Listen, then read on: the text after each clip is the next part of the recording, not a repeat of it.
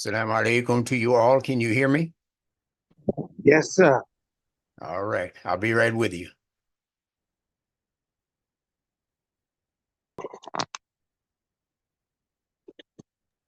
Let us get a very quick roll call here. If you don't mind, just open up your phones quickly and tell us who you are and where you're calling from.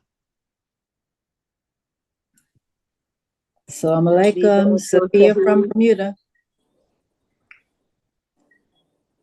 Okay, one at a time. Habib Abdul Shahid from Camden, New Jersey. You're still running into each other one at a time. Once you've announced yourself, please mute your phones.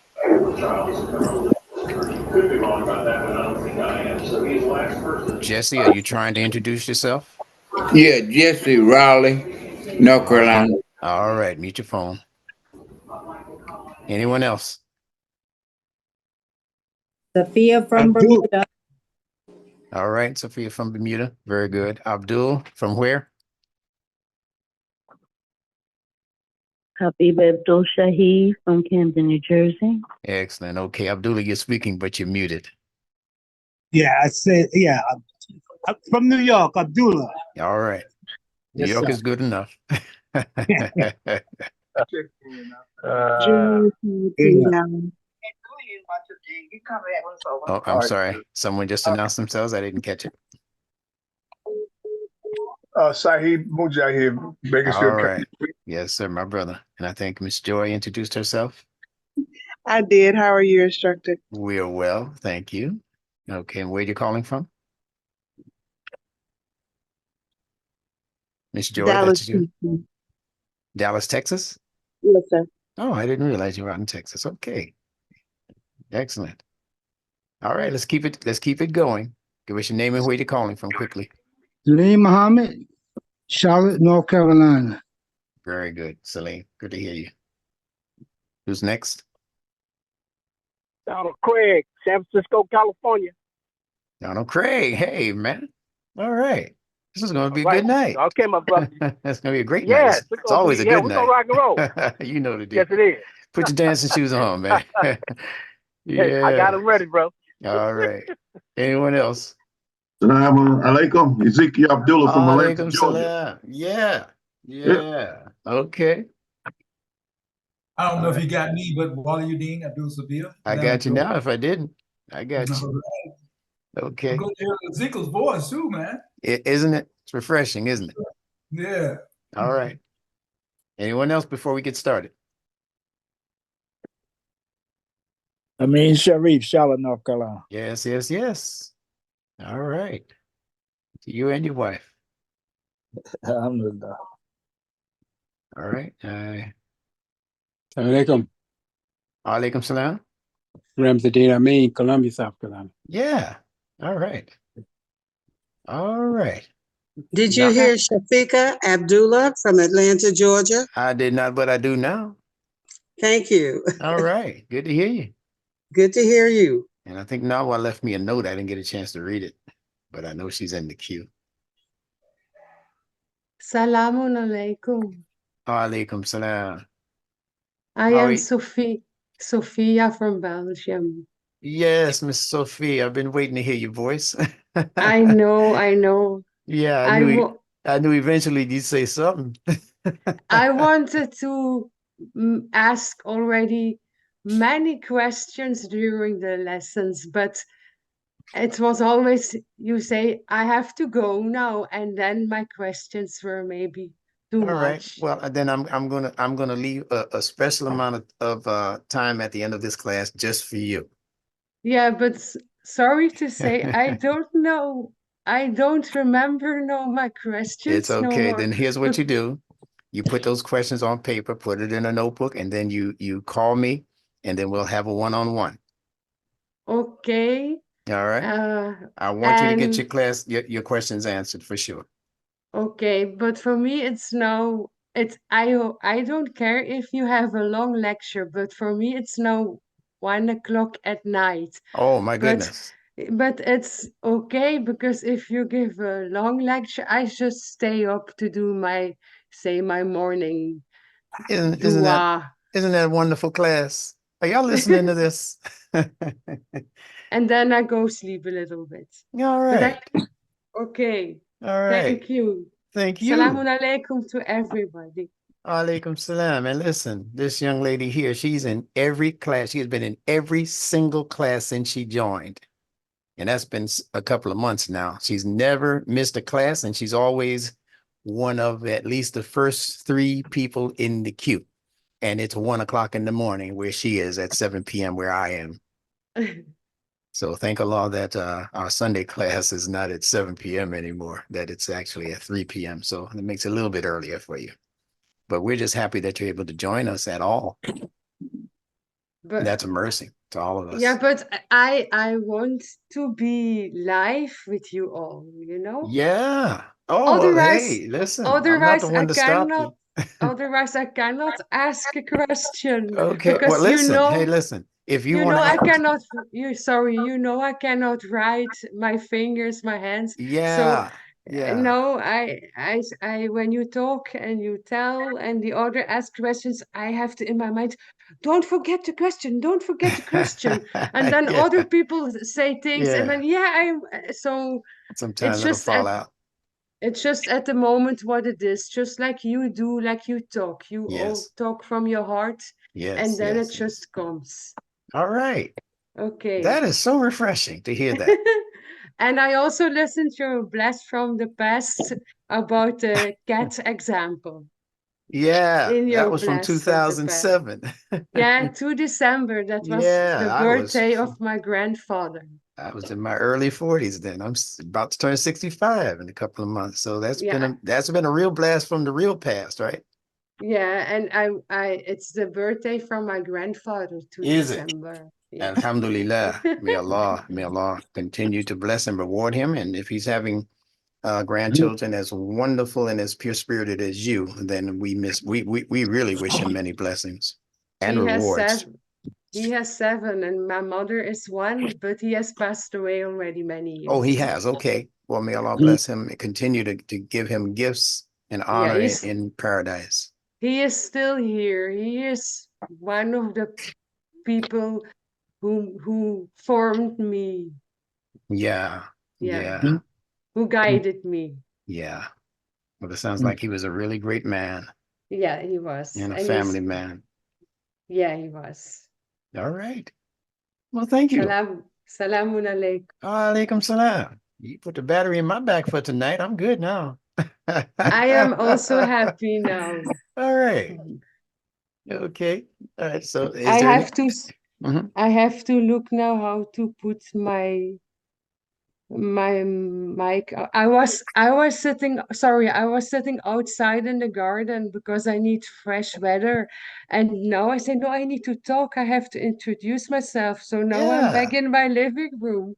Yeah. So okay, I say no, salam alaikum for the last Sophie. time, and I do my mic Alaykum off. salam. Okay, and you know what your name means, right, Sophie?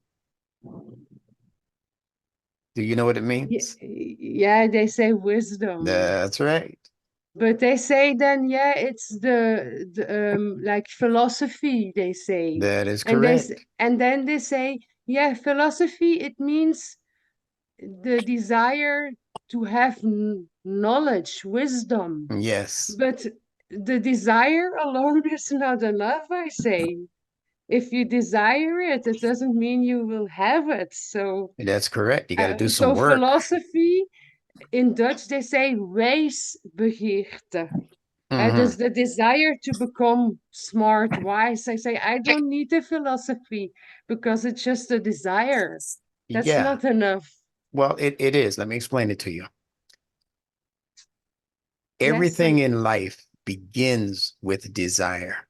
Yes. When desire dies, the life is over. For as long as any living thing, plant, animal, human, doesn't matter, as long as it's a living entity, as long as it continues to live, it's going to have a desire. The plants have a desire for water, for moisture, for earth, right? For the elements. Animals have desires for things. Desire in and of itself is not a bad thing, It's the No, beginning point at which all living things get their basis for growth. So the desire for wisdom is not a bad thing. it's the essence. It's the Yeah. essence. The design. But I mean, I talk not. I mean, when you go to school, to university, and you say, I want to become a philosopher. I'm Yeah. going to follow that study. Yeah. Even if you have your degree, and I also studied those philosophers. You have knowledge, but you don't have wisdom yet. If you No, only have wisdom philosophy. grows. Yeah, no. If you only have philosophy, I see what you're That's saying. what If the, you yeah, only have that's what I philosophy, mean. you just have the starting Yeah, guide that's not for enough obtaining wisdom. I understand. because your own philosophies and that they can delude you. Absolutely, It's especially if they're incorrect. conjecture. It's sometimes Yeah. conjecture. So Yes. Yes. and I Yes. only mean it when you say, yeah, if I am a philosopher, I am wise. That's not true. That's not No. Hikmah or No. It only means Sophie. that you're pursuing it. That's all. Yeah, Yeah. it's a latent desire or it's an actual desire and you're pursuing it. But just like going to college, trying to get your philosophy degree, you don't just walk through the door on day one and they hand it to you. You got to earn it. You Yeah, got and to like you show the teacher that you're pursuing that particular idea. yeah, and like you say, the desire in general, like you explained, then you need the desire. If you don't have that, you won't never go up. You're not Uh, alive and Yeah, you will never grow. That's correct. but only I have to say only if you say philosophy, but because you asked me, you know what Sophie means, and I say yeah, but Mhm. if you say the study of of the desire of wisdom, I say that's not enough. Yeah, I understand In now. that I got you. in that school. I got So you. if you had your degree, you know all those philosophers, but then you don't maybe not know Allah subhanahu wa ta'ala. Yes. I Okay. leave you know, okay? Yes. Okay. Well, don't leave. Yeah, I know. I mean, I'm I going know to I'm put, messing with you. yeah, okay. Okay. Alhamdulillah. Thank you for signing on. And Salam.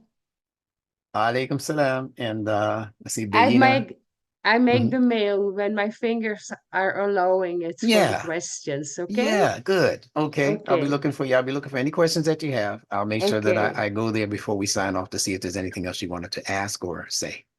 Okay. All Salamun right. alaikum. Alaikum salam. There are a couple other people who were written into the queue. One is our good friend uh, and senior instructor, executive senior instructor, Bayina Hamid. She gives greetings to everyone. Salam alaikum. And also we have another newcomer. Her name is Layla. And she says, Salam, my name is Layla. I'm from the UK, Birmingham. Sorry, I'm too shy to speak on the microphone. It's okay. I used to be like you. Yeah, hard to believe, huh? When I was a child, I was an introvert and I did not like speaking in public. And the first time I did, my knees were knocking and shaking all over the place. And I was already an adult before I gave my first mm, lecture in front of an audience, we'll call it. Yeah, I was already about 25 years old. But I've been teaching in a classroom setting for longer than that, but addressing large groups, yeah, that's a comparatively new thing for even Instructor Bilal. So fear not, just it's a step-by-step process, learning how to address yourself in front of people and not feel embarrassed or not feel like you're going to mess up or say the wrong thing or anything like that. That's normal, that's natural.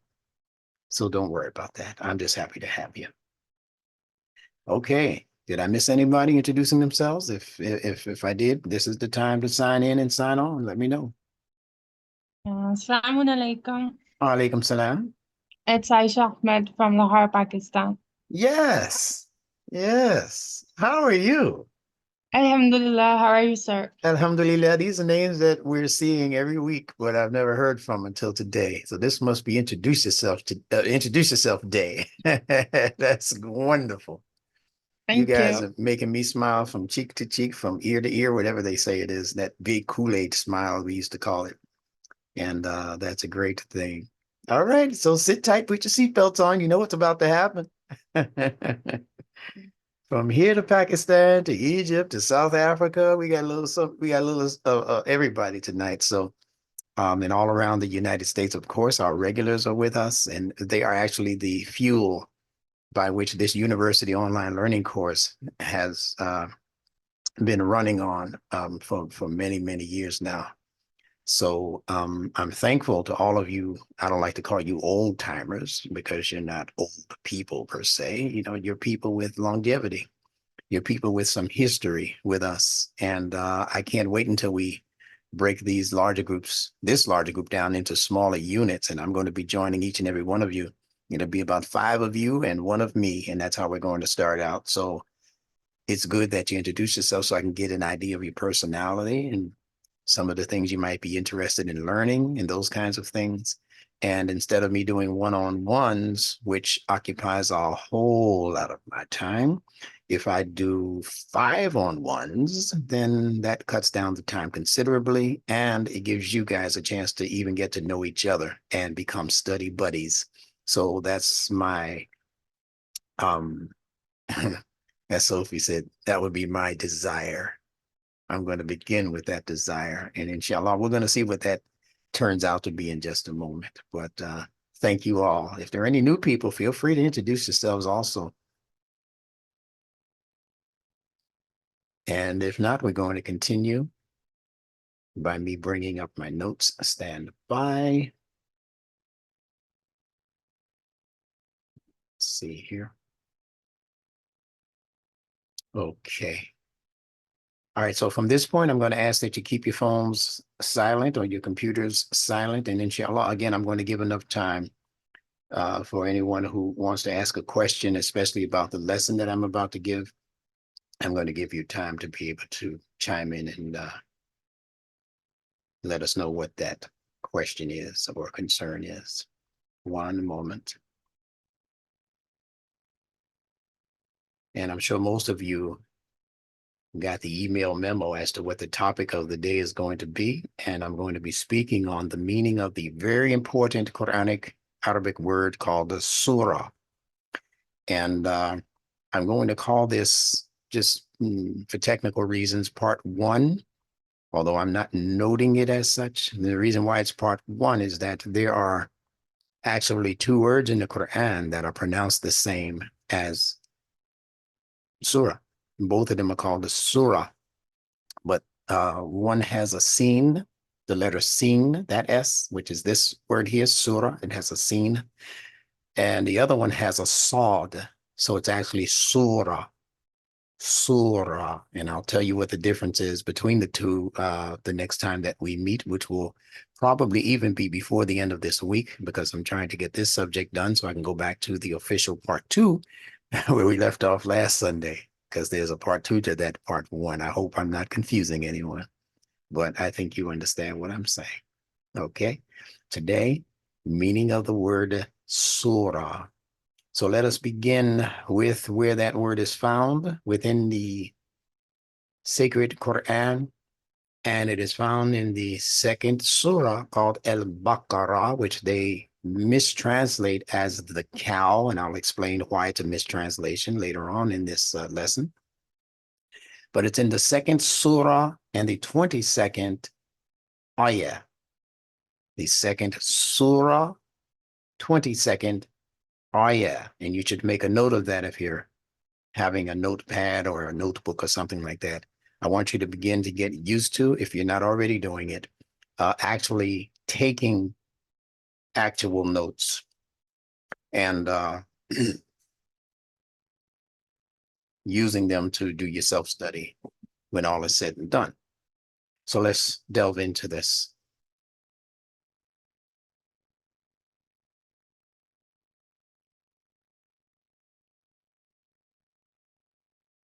And I'm going to read the English just for time's sake for right now. Who has made the earth your couch and the heavens your canopy, and sent down rain from the heavens, and brought forth therewith fruits for your sustenance, then set not up rivals unto Allah when you know the truth. Now, these sound like simple words, but they are full of deep and rich meanings. And we're not going to get into the minutiae of this particular ayah, but I simply wanted it to set the pace for what we're about to delve into when discovering the secrets and the sacredness of the word surah itself. Allah says that he has made the earth your firashan. That's the word that is used generally for something that you're sitting on that's comfortable. You know, Allah could have made the earth very uncomfortable for us when you think about it. He could have made it incompatible with the bottoms of our feet, with the way our flesh at the bottom of the feet have been constructed. Allah could have made this whole earth something tacky. You know, what I mean by tacky is feeling like tacks, like you're walking on tacks or a bit of nails. Allah could have done any of that. But he didn't. He made it feel very comfortable, as though you're walking on a plush carpet for most of what you're finding on the earth as vegetation, as grass, as even soil. He even made the soil very comfortable for the bottom of the human being's feet. And he did that alongside with accommodating all of the animals that have to walk on the earth also. Even the animals that fly, like the birds, they have to come down for landings every now and then. And he made it comfortable for all creatures involved. And that's a wonderful thing.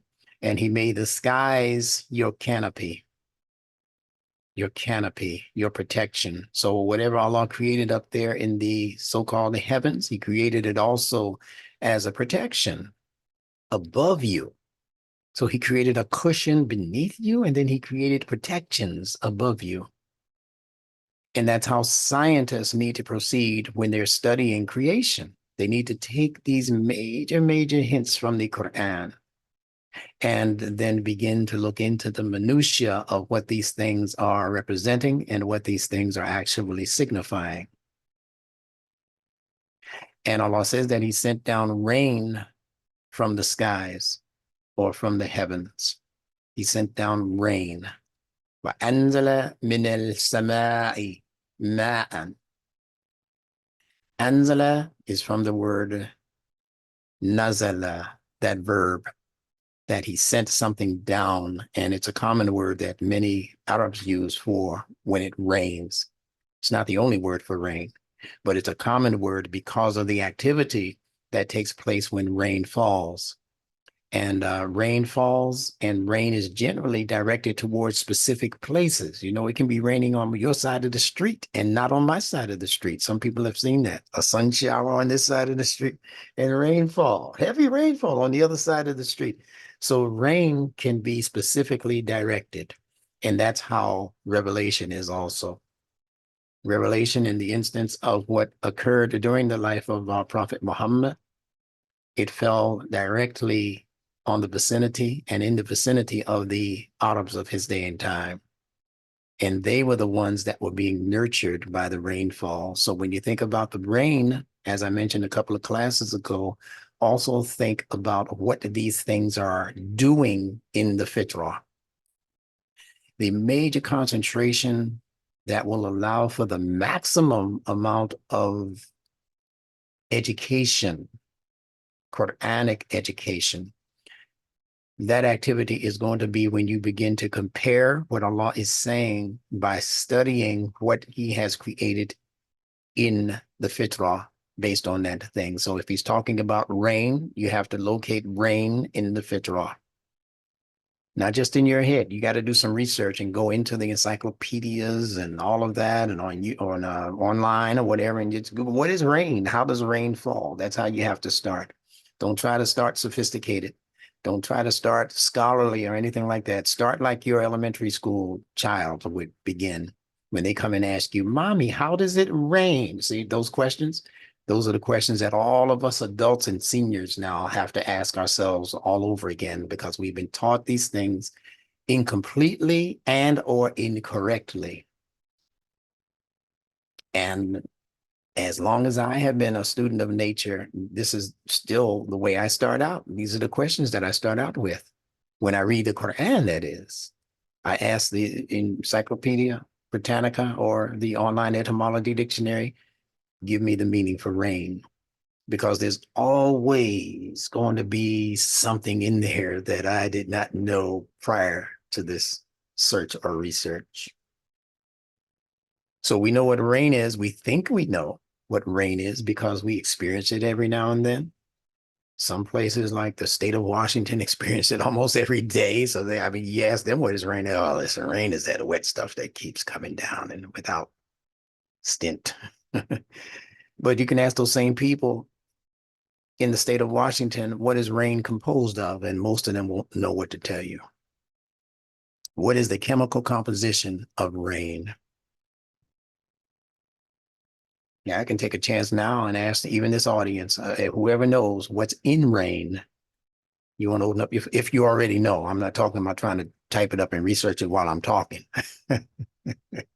But if you already know what rain is composed of, open up your phone and tell us. H2O. Okay, that's called water. Right? Right. So when you open up your tap and turn on your faucet water, is that H2O?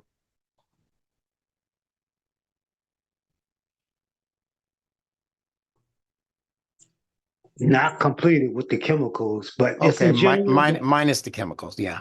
Mm-hmm. Okay, oxygen too, yes. Yeah. Oxygen, hydrogen, and I guess hydrogen, one hydrogen and two oxygen. Okay, this is good. This is beautiful. Yeah.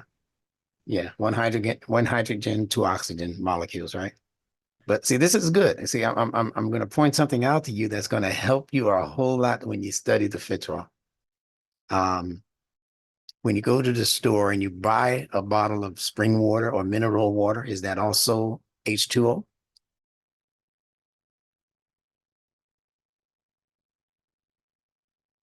Yes. Generally, minus the stuff that you know they're adding to it. I'm not talking about that stuff.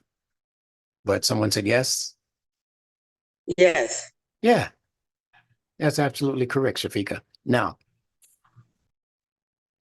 does that make that substance rain? Does that mean that it is what rain is as water, just because it's H2O? No. All right, Wali Adin, great answer. No. So because it's H2O does not necessarily mean that it equals rain, because there must be something else, chemically speaking, in the rain that's not in the average H2O. Now, does anyone try some acid rain? Say it again now. I said they have a term called acid rain, where the rain has got some acid in it, I guess. Yeah, but we know that's not the average rain. Well, we'd be walking around with bullet holes in our skin. And you know, as a process note, and I've said this to previous classes a couple of years ago.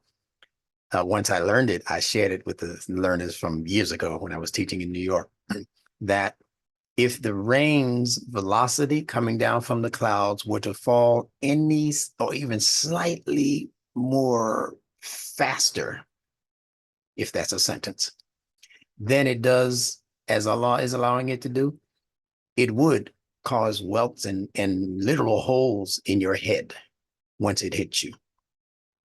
Isn't that something? I mean, any what they call it, whatever it is, whatever the weight is of something falling, Allah, He balances that fall out so well that if it fell any faster, it would kill you. And people say they don't know why people call God merciful. You know, all of the killings and the rapes and the this and that, that's all man's world. You're supposed to be regulating that, Mr. Khalifa. So Allah decreases the speed of the rain as it falls. Yes, He balances the speed. He causes it to be exactly what is necessary for saturating the earth, penetrating the earth, because remember now it has to penetrate the soil, right? And He does it with such a smoothness and a balance that if it happened any other way, the earth would not respond in the same manner that we know it to respond in terms of its growth of herbage and vegetables and trees and flowers and fruits and all of these other wonderful things that we get based on the rainfall. But there's something very important that we're not recognizing, and you'll recognize it once you ask your computer this same question. And what I'm actually going to do is I'm going to leave that as a homework question. And actually, if anybody feels like doing it right now, it's fine.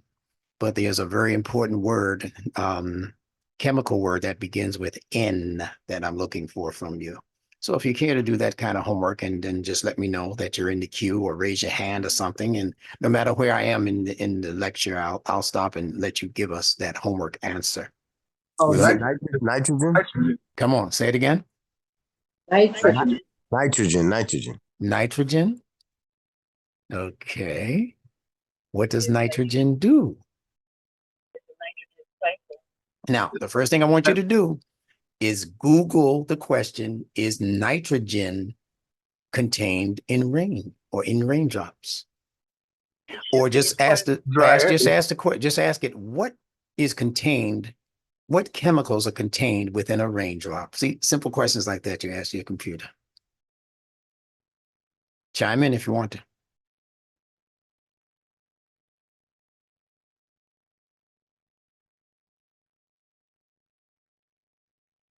Okay, hold on. I'm looking at some answers in the queue, so give me one moment. Yeah, okay. 2 hydrogen and 1 oxygen. I had it backwards. Okay, thank you. Saying she's a teacher. Correct the instructor. That's what I want. Okay. Let's just see who else has chimed in here. Bayina is off to the races already. My goodness. All right, hold on. Okay. Yeah, all right, hold on. Let's see. Y'all know I'm taking it kind of slow today. This is not the average class. This will not be broadcasted on YouTube, at least not anytime soon. This is for us now. It will be sent to you as a replay if you're officially in the class, as I said in my email. So don't worry if you know, for those who had to miss it or can't stay the whole class, don't worry. It will be sent to you in an email later on tonight. All right. So yes, I'm listening. Yes, Ahmed. I was just reading. It said while rain is indeed composed of H2O molecules, it's simply not pure water. It contains various impurities, contaminants that are present in the atmosphere, such as dust, pollen, pollutants, and it can come from a variety of sources, including soil, vegetation, and human activities. Yes, yeah. But find me some other chemicals that are in the natural downpour of rain, minus all of the contaminants. Ozone. Okay. Nitrogen, ammonia, sulfur dioxide, carbon dioxide. Okay. And the nitrogen. Calcium, magnesium. Okay. Microorganisms. Yeah. Bacteria, viruses. You reading that? Yes, sir. Good. I was reading too. Yeah, I figured that. But that's the stuff that scholars are made of. See, I want to walk away with all of you being able to graduate with certificates of scholarship in Nunetics. That's what this is all about. So forgive me. Yes, Waliuddin. Yes, what I'm seeing here is that nitrogen contains, rainwater contains a nitrogen that's the most bioavailable for vegetation. Okay, and give us a breakdown of what the most biodegradable means to people who might not understand that term. Bioavailable. Well, what it means is that it is nitrogen in rainwater is the most useful to vegetation. There you go. The most useful. Does anybody know the word in the Quran that I'm thinking of that means most useful or most beneficial? It's a 1-syllable word beginning with the KH sound. Kha. Say it again. Khaira wali. Yeah. Yeah. Khair. That's right. Yeah. Khair. Allah says in the Quran that Allah is khair and he only accepts that which is khair. Yes. So that means that Allah is beneficial and useful, and that's the only thing he's going to accept. So if you're coming to him with something that ain't benefiting nobody and ain't useful nowhere he use it, he doesn't accept it. See how beautiful that wisdom is? And that's not philosophy, that's hikmah. That's true wisdom. All right. So this is beautiful. Now, why am I saying all of this or asking all of these questions? Because rain here is being compared to something that we need to always remember to compare it to, and that is revelation itself. Allah speaks about the Quran as being rained down. I'm sure you've seen that. I've spoken on it before, and I've showed you some ayat concerning that idea, that the rain is also anzala and nazala, that he's raining. He continues to rain down or pour down. And the Quran itself, the revelation, you see? And if you listen to the sound of the verb nazala, you can hear an English word in there. What is it? Nozzle. Yes, indeed. Nozzle. And what do we do with a nozzle? You turn it on and off? Yes. And you control the flow of it. If you're watering your garden, you control the flow. You also control the speed at which the water comes out. You can make it kind of drizzle over, or you can have a downpour, right? When you do like the firemen do with their hoses. They have a nozzle on the end of their hoses also, but they have to be able to build up enough pressure with the water to put out emergencies. Well, that's exactly what Revelation does, isn't it? Nunetics is actually here as a downpour of sorts to put out the emergency of knuckleheadedness in people who were never given an opportunity to learn correctly. That's a fire in our neighborhood. And we're here with our hose, you know, with our nozzle, our nazala, yeah, to continuously cause a pour down or a downpour of relevant information that's intended to bring about growth also. And I think Waliuddin gave it to us in a very excellent explanation of biodegradable. These are words that you need to look up. Biodegradable, BIODEGRADABLE.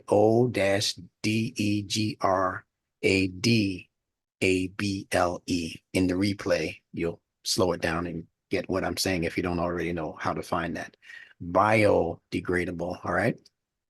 So that's a very, very important idea, that the rain within the rain is that which is causing the best situation for growth. So that's what Allah is saying about his revelation. There's a lot of information out here. There's a lot of people who like to rain down on you what they think they know, but none of what they have is going to equal what rain represents symbolically or metaphysically, in that the rain that comes from Allah's prophets and from his messages, there's no comparing this knowledge out here with the knowledge from on high, as they call it. So that's the point with that, right? So he sends that rain down and he brings forth therewith fruits for your sustenance, which Waliuddin sort of alluded to, that it's the best case scenario for us having that growth in a way which, when we eat from those fruits, it's the best case scenario for our physical body's system. So as the young folks like to say, it's all good. When Allah is involved, it's all good, it's all useful, and it's all beneficial. Then look at what Allah says. Then do not set up rivals, competitors unto Allah when you know, and then he puts in brackets the truth. Antum ta'alamun, when you know the truth. Let's continue. Just getting our feet wet. Let me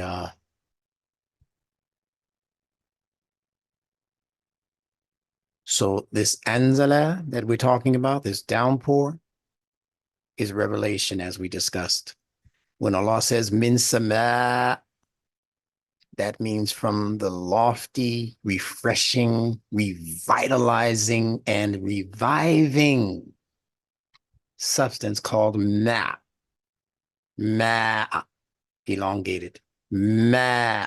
That means Allah is bringing specific attention when he gives it a medda or an elongation of the vowel. Ma. So the ma is coming from as-samai. And this is how he teaches you, by putting the same sounds in words that are on the same line or in the same ayah. This is how Allah teaches, through repetition, but he modifies it so that you'll understand that the ma is in the samai. I hope that's making sense to all of you. That's where the water is coming from. It's coming from the sky. And the ma represents rejuvenating moral insights. Listen to me carefully. This ma is not referring necessarily to physical H2O, because as someone mentioned, a few of you mentioned that some of the constituents of water happen as the water falls down and becomes contaminated, or after it hits the ground and it's no longer conducive to human growth and development. There's so many pollutants in the air between that cloud that let that rain go and the ground that we live on, and the receptacles that we have to capture that rainwater, the wells that we have on earth to capture that. There's so many impediments in the way of the sky and what's happening on earth to capture that water, that water becomes polluted. Now, who can explain what I just said to you in terms of how revelation is affected after being released by Allah's prophets and messengers? This is a good one. Open up your phone and talk back. I would say, I would say that the revelation, when the revelation come from the mature mind that is coming through, immature minds take that message and corrupt it. And that's where the pollutants come from, and how we get rituals instead of the pure message of the Quran. Mm-hmm. Good answer. Anyone else? I think that we add our own history, culture. We look through it through our lens. Each person looks at the information through their lens, their viewpoint, or their experience, their life experience. Is that what's causing the pollution? It can, because we're using our preconceived ideas to decide how to regurgitate the information. So if I'm passing it on, I'm going to go from my point of view, so it can get polluted. I may mean for it to be pure, but it may end up not being pure. Even inadvertently, correct? Yes. And there's another way that Allah has of saying exactly what you're saying, but even adding more oomph to it, when Allah says that woe to those who write the book with their own hands and say this is from Allah. So that would be the equivalent of gathering up this swamp water just because it fell from heaven initially, and you presenting it to the people as though this is what Allah wanted you to have, this stinky reservoir stuff. See, and they say this is from God. See, and Allah says that they did it for profit, for a measly price. So that means that there are also those who are going to take Allah's scripture, which is symbolized by the symbol water, and I'm sure we all caught on to that by now, that when Allah says ma, he's referring to the revelation itself and what water has been originally designed to do for you: rejuvenate you, revive you, give you an increase in moral insight. Moral insight, right? So all of these things that revelation is supposed to be securing for us as humans on that path towards growth and development and ultimate freedom, those things become interrupted because people with nefarious intentions, or sometimes, as we said, inadvertently, begin to add things to the revelation. This is how you get the concept of God having a physical son and all of the rest of that stuff. You get it because people are adding their own flavor to what Allah has already made flavorful. And that's the fitrah. Brother Ma'am, can it come from dealing with from the fitrah, dealing with your consciousness, how thoughts and stuff enter the mind and the thoughts, and it reveals to you, it makes you think about what's being revealed to you and what you're observing? I guess maybe coming from the fitrah. I think the revelation basically which comes from the fitrah, because everything is concerning the fitrah of Allah. Yeah, I think you're actually right on point with your statement, especially when you said dealing with your observations and your insights, right? What? Mm-hmm. Assalamu alaikum. What about those who set themselves up to be the God? I was listening to an old video by, it was about Father Divine way back in the day. And what he did was set himself up to be the God. They were worshiping him instead of worshiping the Creator. Yes, ma'am. And I have a direct knowledge of that because when I was living in New York, I used to work for one of his mega churches. And in case you haven't heard about Father Divine, this is a man that came up at the early part of the 20th century. And an African-American gentleman who began teaching and preaching, and he became best known for his baptism ceremonies, where he would take sometimes dozens and even sometimes hundreds of people out to the nearby river, and he would perform a baptism ceremony. So they became known for their baptism ritual, and they also became known for their music, for their bands, because all of the churches had to have their own separate band. And when I say band, I mean marching band, at when the saints come marching home with the trumpets and the bugles and all of those horns, that horn section. He became very well known for that. But Father Divine was also known for feeding the poor in every community that he had set up a church in. And they grew to be a multi-billion-dollar establishment, his church. He was called the Father. You see in his name what he thought about himself, Father Divine, because he believed that he was in direct contact with the divine when we think about the divine as being God.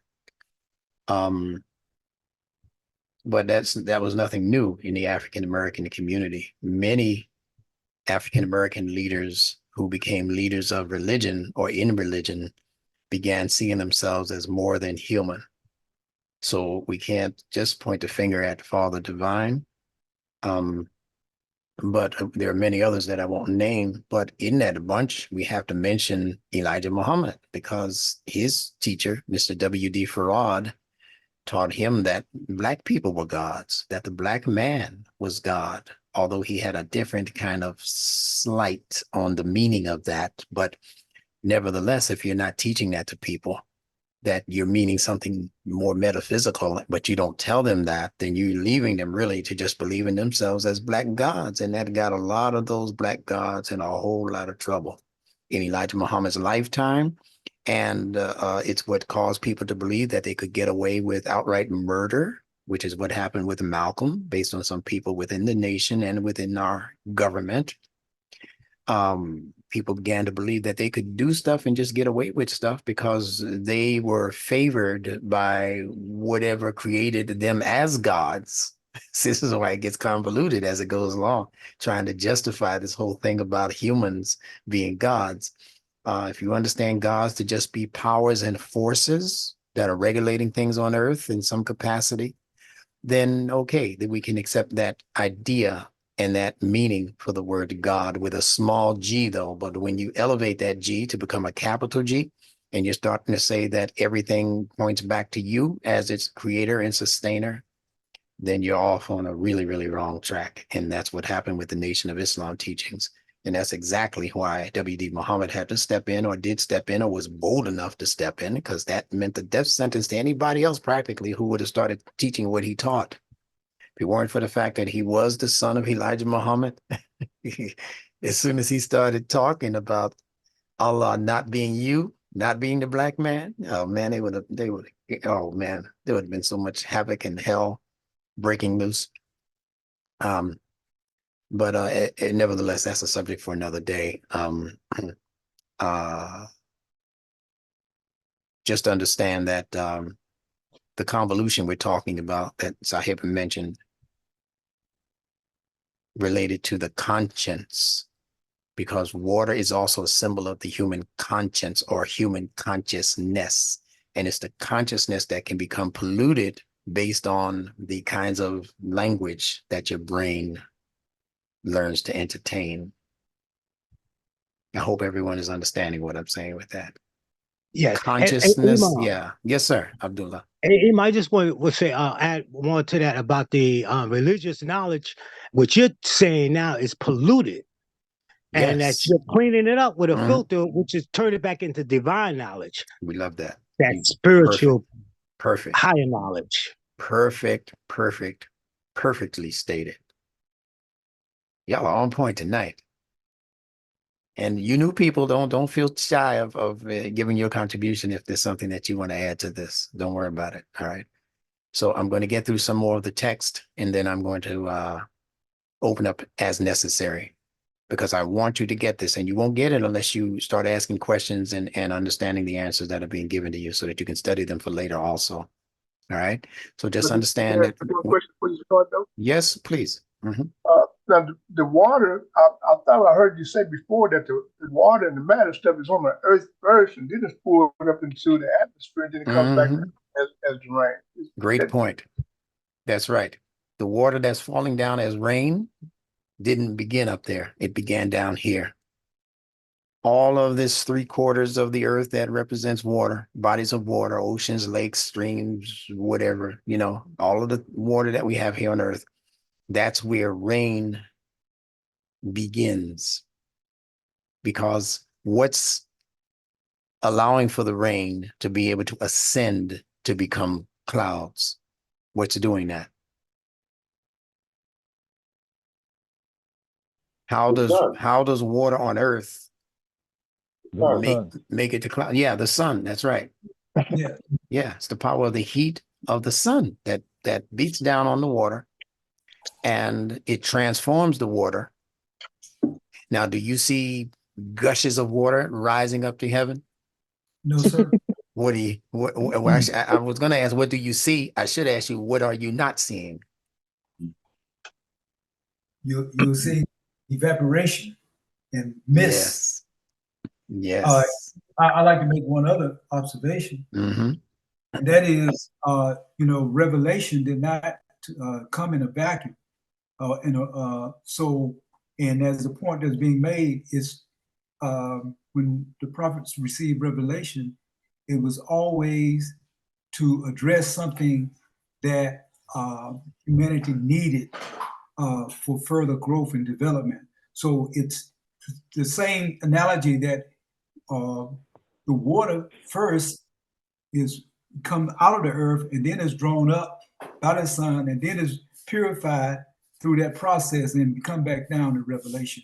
And so I'm saying that is speaking to the issues that come about in our human experience that need to be corrected, need to be purified, need to be cleaned up, and it's being cleaned up with revelation. Yeah. And you'll notice that the English word pure is consonantally connected to the English word pour. Now, that's not just P-O-O-R, but it's also P-O-U-R, which is what the rain is doing also, right? It's pouring down. Okay. Now, what you need to understand is this concept, and I've given it to you in several classes, but this is for you to study independently. You have to study what is called the Water cycle. The water cycle. Okay. That's where you need to go for what we're talking about right now. Study the water cycle. Okay, someone else wanted to add something? Go right ahead. Was someone trying to speak just now? All right. If not, if you're not speaking, just keep your phones closed so the noise won't bleed through. If you want to speak, simply either raise your hand or chime in when there's a clearing. Chime in. So when you go to your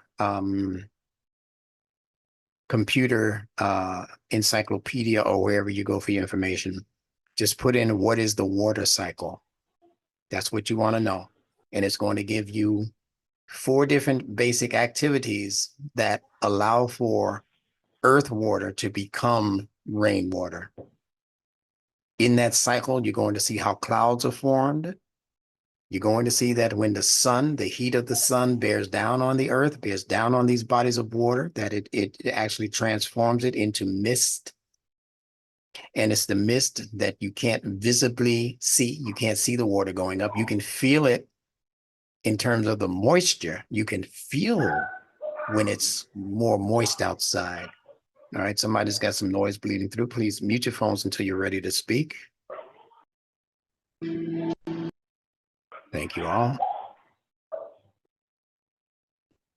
Okay, I'm muting the people, so when you need to speak, either raise your hand or chime in, unless I'm telling you that I'm on a little bit of a roll and I don't want to be interrupted at that point, because we're approaching that point now. So all of the initial questions that you will have, you need to ask them now while I'm allowing you to open up your phones, right?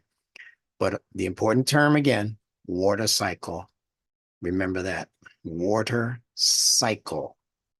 And you'll see exactly what happens between earth and sky and all of the different things that are involved in the fitrah to make that process happen, so that the process of anzala, raining down, occurs.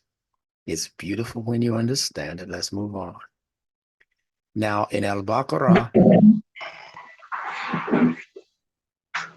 someone trying to speak? Shafika?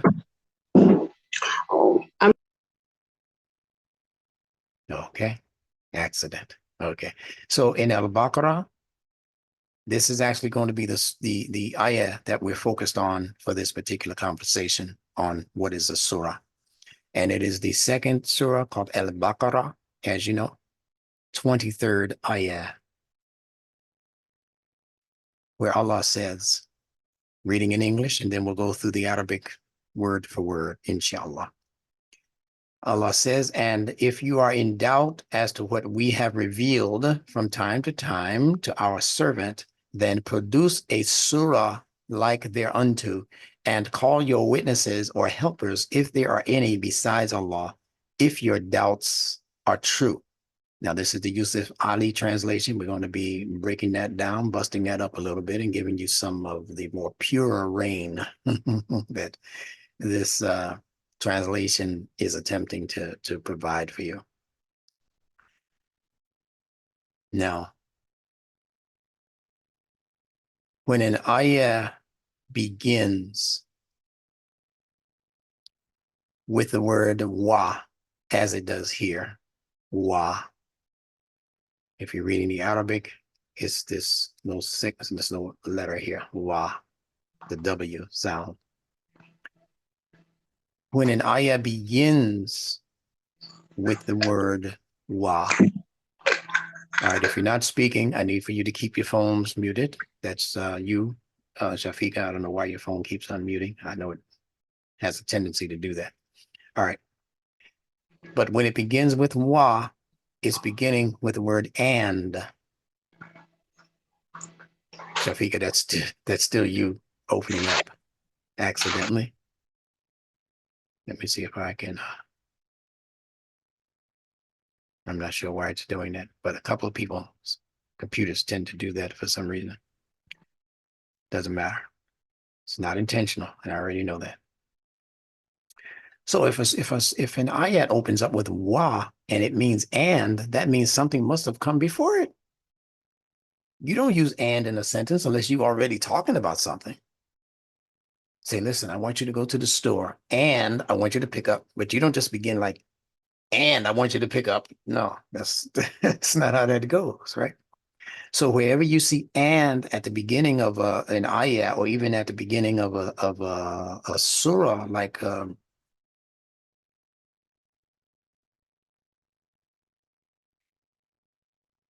even some of the ones that are supposedly giving what they call an oath, like watini, wazaytun, watur sinin. Yeah, those are in a different category, but they are still continuing a particular line of thought that began in the surah directly in front of it.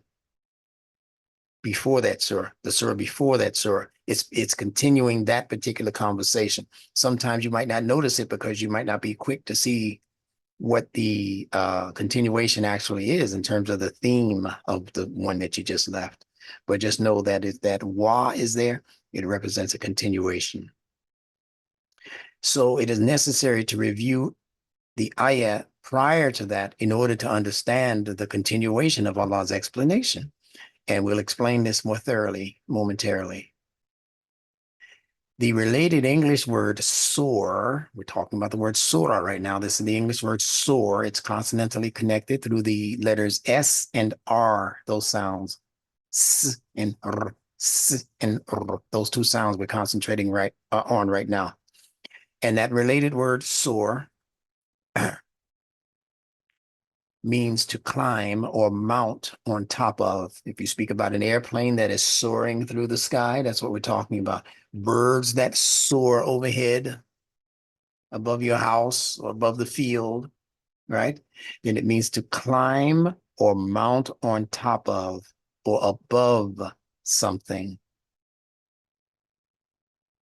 And we already know that the letter R in both Arabic and English have to do with fast movement, and also movement that incrementally goes higher and higher, like an airplane. And the air, right? The air is down here also, but the air rises. You see the word rise with the letter R in front of it, right?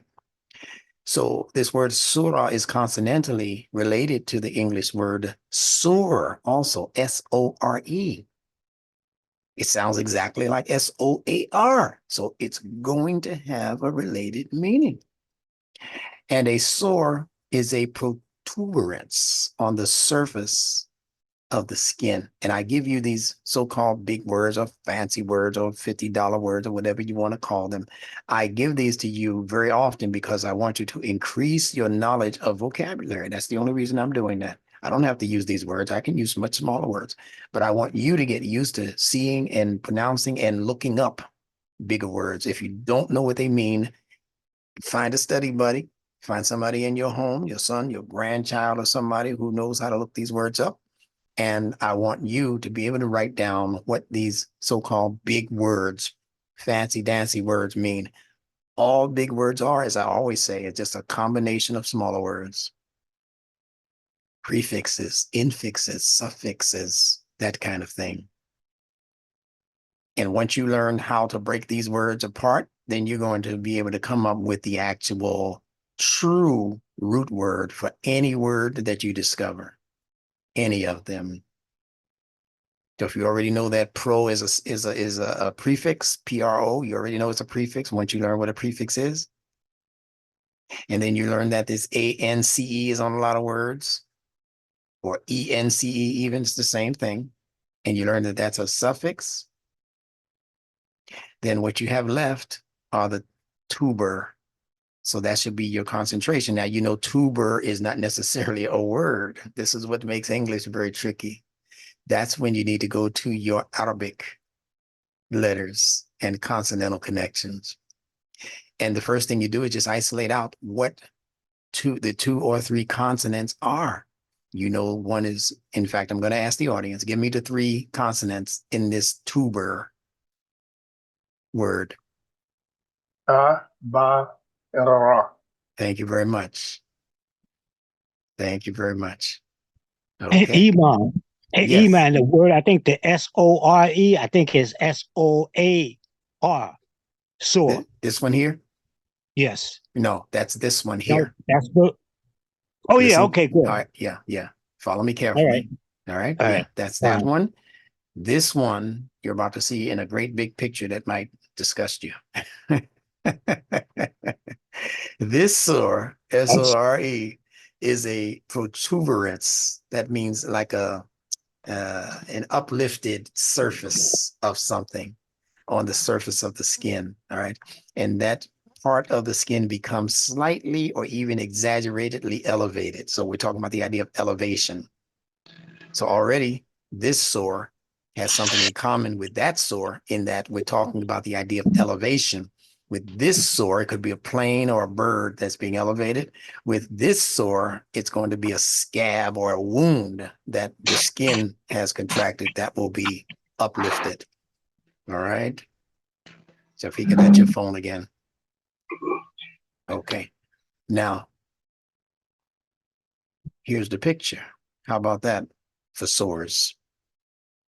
Look at that one on the pinky. Look at these bumps. They call them raised bumps on the surface.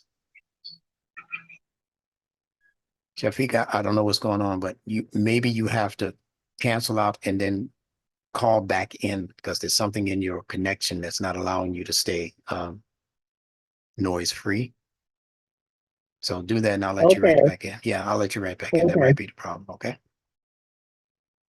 All right. So these are sores. And you can see instead of the person having smooth skin on their hand, they have protrusions or protuberances. I believe I'm using the right word. You can check me on that. All right. But they're not allowing for the flat, even surface that would normally be this skin to remain that way. Now, here's the lexicon meaning for the Arabic word surah. So pay careful attention to this. It's a combination, as Patricia gave us in the notes in the chat. It's a combination of the three Arabic letters sin, waw, ra. Sin, waw, ra. And look at what it means. Leap, spring upon, overpowering influence, rose/elevated, ascend, to mount upon, to assault, assail, and gives a common example of usage. Assault the head, i.e. rush upon the head like wine. This is the most important one here, and they buried it within the meaning. Wall. Bracelet, climb, scale, as in scaling a wall. Now, here's another very important meaning. And what I told you, many of the lexicon writers have done, either inadvertently, meaning accidentally, or purposely, and that is bury the truer meanings within the body of the so-called definitions that they're giving you. These are meanings that should have been at the beginning of this right here, even though this is good. It means that, but these meanings should have been right behind it. Uppermost structure, force, strength, height. Now, here's where they give you the Persian version when they say chapter. Now, what in the world? There's something that's leaping and overpowering as influence and assailing and mounting up and ascending and on the wall and all of that. What in the world does that have to do with the English word chapter? See, they pull the old switcheroo on us to make us think that the Quran was just another book. You know, Shakespeare, it's just another book of poetry, of prose. And it has sequential chapters built into it. Chapter 1, Al-Fatiha. Chapter 2, Al-Baqarah. Chapter 3, Ali Imran, where we go, all the way to 114 chapters. And I'm asking you not to ever, ever, ever, if it's not absolutely necessary, use the word chapter to describe what a surah is. Take the time, if you're teaching it to somebody, especially if you are imams or teachers in the schools, take the time to explain this to the congregation or to the children, that a surah, that can be a whole khutbah for most of you. The difference between a surah and a chapter. And by the time tonight's lesson is over, you're going to be power packed. Each and every one of you, you're going to be empowered to teach this in a way that is totally understandable to the average brain among us. So listen carefully. Take that word chapter out of your vocabulary when it comes to what a surah is. And they put it right there in the middle of it. It means it has nothing to do with anything else that this is talking about. Then they go back to the real meaning: eminence, nobility, high, elevated station, rank, any degree of a structure. Oh, how beautiful that is. Any degree, and you know, things advance upwards by degrees. Even your scholarship, your education, you get degrees, BS, you know, whatever, and ending with an, you know, whatever, master's or whatever. PhD and all of that, right? Those are degrees that are mounting. See, surah means that which is mounting, something that is found in the uppermost structure. Al-Fatiha, Al-Baqarah. Let me give it to you properly. Suratul Fatiha, Suratul Baqarah, Suratul Ali Imran. Those are not found in the upper portions of so-called chapters within the Quran. Those are in the beginning. So how in the world can those words actually be attached to the word surah? If surah means eminent, surah means that which has made it to the top. Surah means a wall that you climb. Okay, I know this is making sense to all of you. I don't think anybody is being lost by what I'm saying today. Continue. A surah, therefore, represents something eminent, high up, such as the top of a wall, something that is being mounted up to in degrees or degrees of a structure, what we call, if you're a construction worker, and Waliuddin is the best one to tell you this, that when you're building a tall building, each layer or each level is called a story. We'll get to that word later on in this discourse, a story. Okay. A path, a way, a channel. You know how rivers have channels? Well, a surah is also, in a sense, resembling what a river does, because the channel is following a definite and disciplined path. That's what a surah is.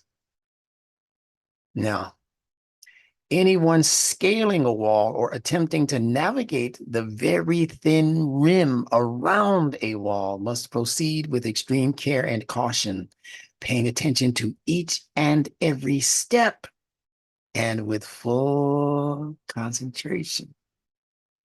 How wonderful is Allah to give us, oh man, a scripture with this level of intensity built into it.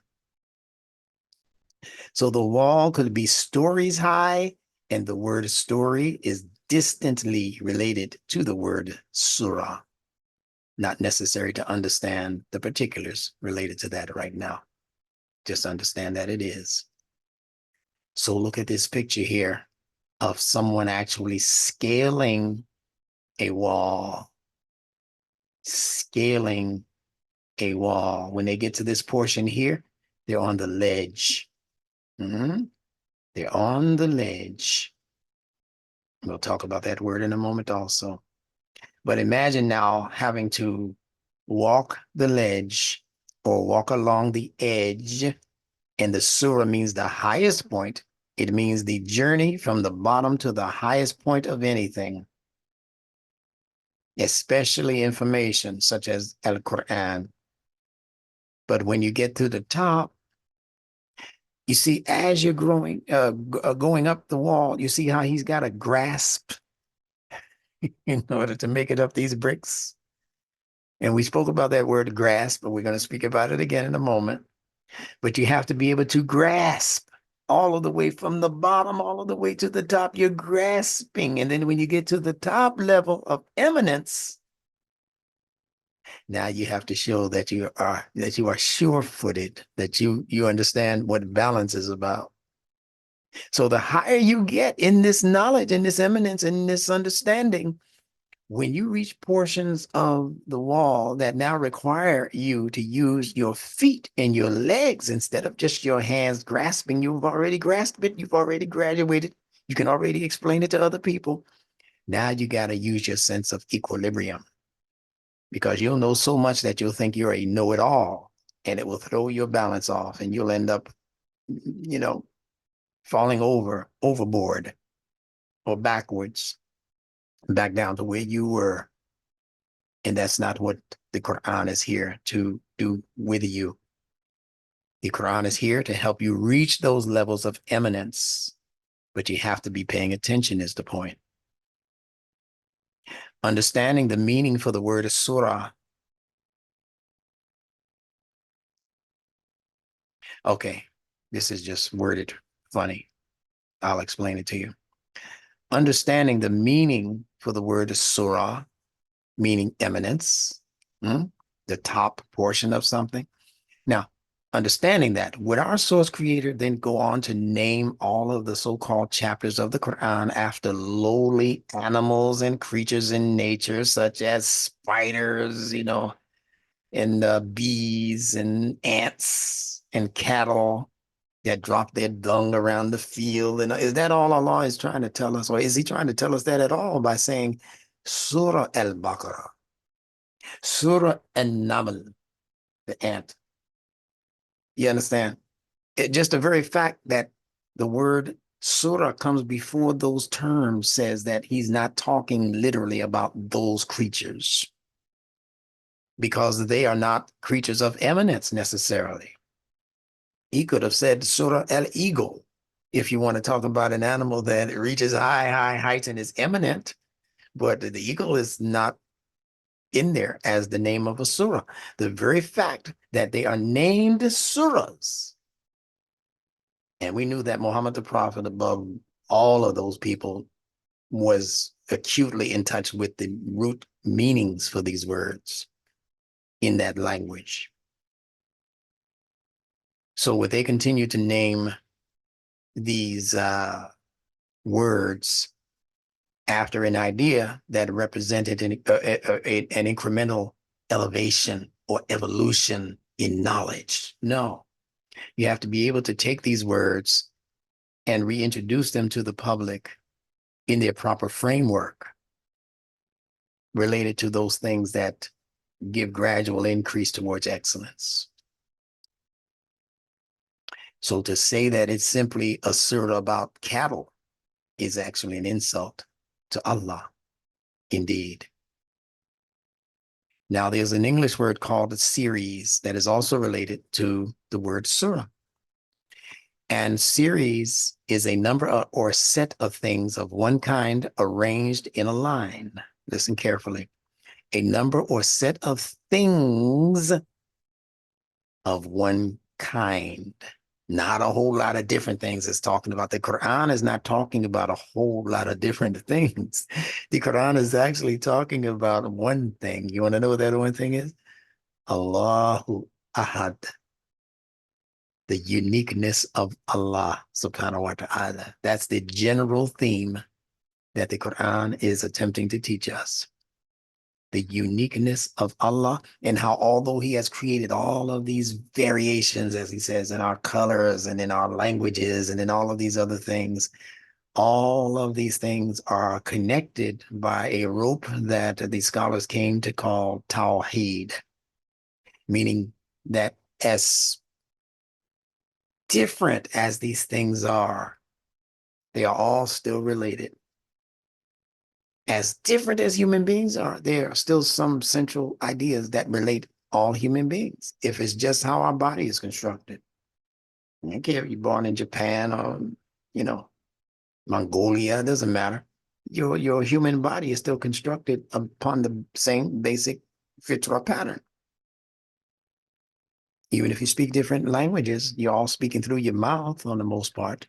You're all speaking with a larynx, and a voice box. You all have your teeth and your ears on the side of your face and all of that, and you breathe through your nostrils. I mean, those are common things no matter where you come from, because we're related through these tawheed sets of phenomenon created by Allah. So a series is a number of things or set of things of one kind arranged in a line, a continued succession of similar things. That's what the Quran is. From Al-Fatiha to An-Nas, it's a continuous line, a continued succession of similar things that Allah is weaving into a wonderful tapestry. So when you need to explain one thing, you can go to something else that's Tawheed related to explain it. And you've been learning that mostly through the system of Nunetics and its method. Even letters that are related to each other, sounds in the mouth, 7 categories that are related to each other. Now,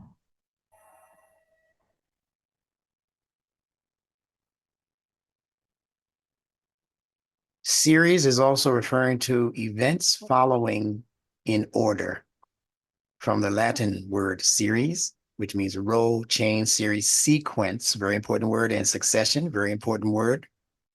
And it's from serere, to join, link, listen carefully, to bind together, arrange, attach, put, join in speech, discuss, and to line up. Now, the earlier word, see, they're giving away hints to those people who are thinkers like you and me.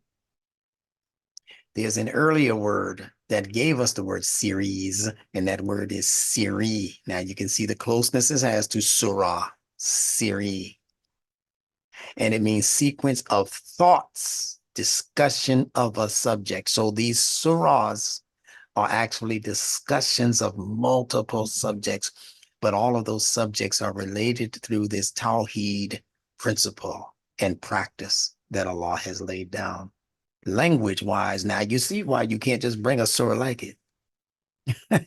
The challenge is on now to those worldly scholars. Oh, you think you can do what Allah does? Check this out. Let me show you what Allah has done. So that meaning there is very important. Now, the earlier Proto-Indo-European root word siri that we were just discussing means to line up, but how? To line up, how is the question. It actually refers to things that line up on top of other things. Instructor Bilal is a thorough researcher. I'm doing that because I want you to get the real goodie out of what these words are suggesting and representing.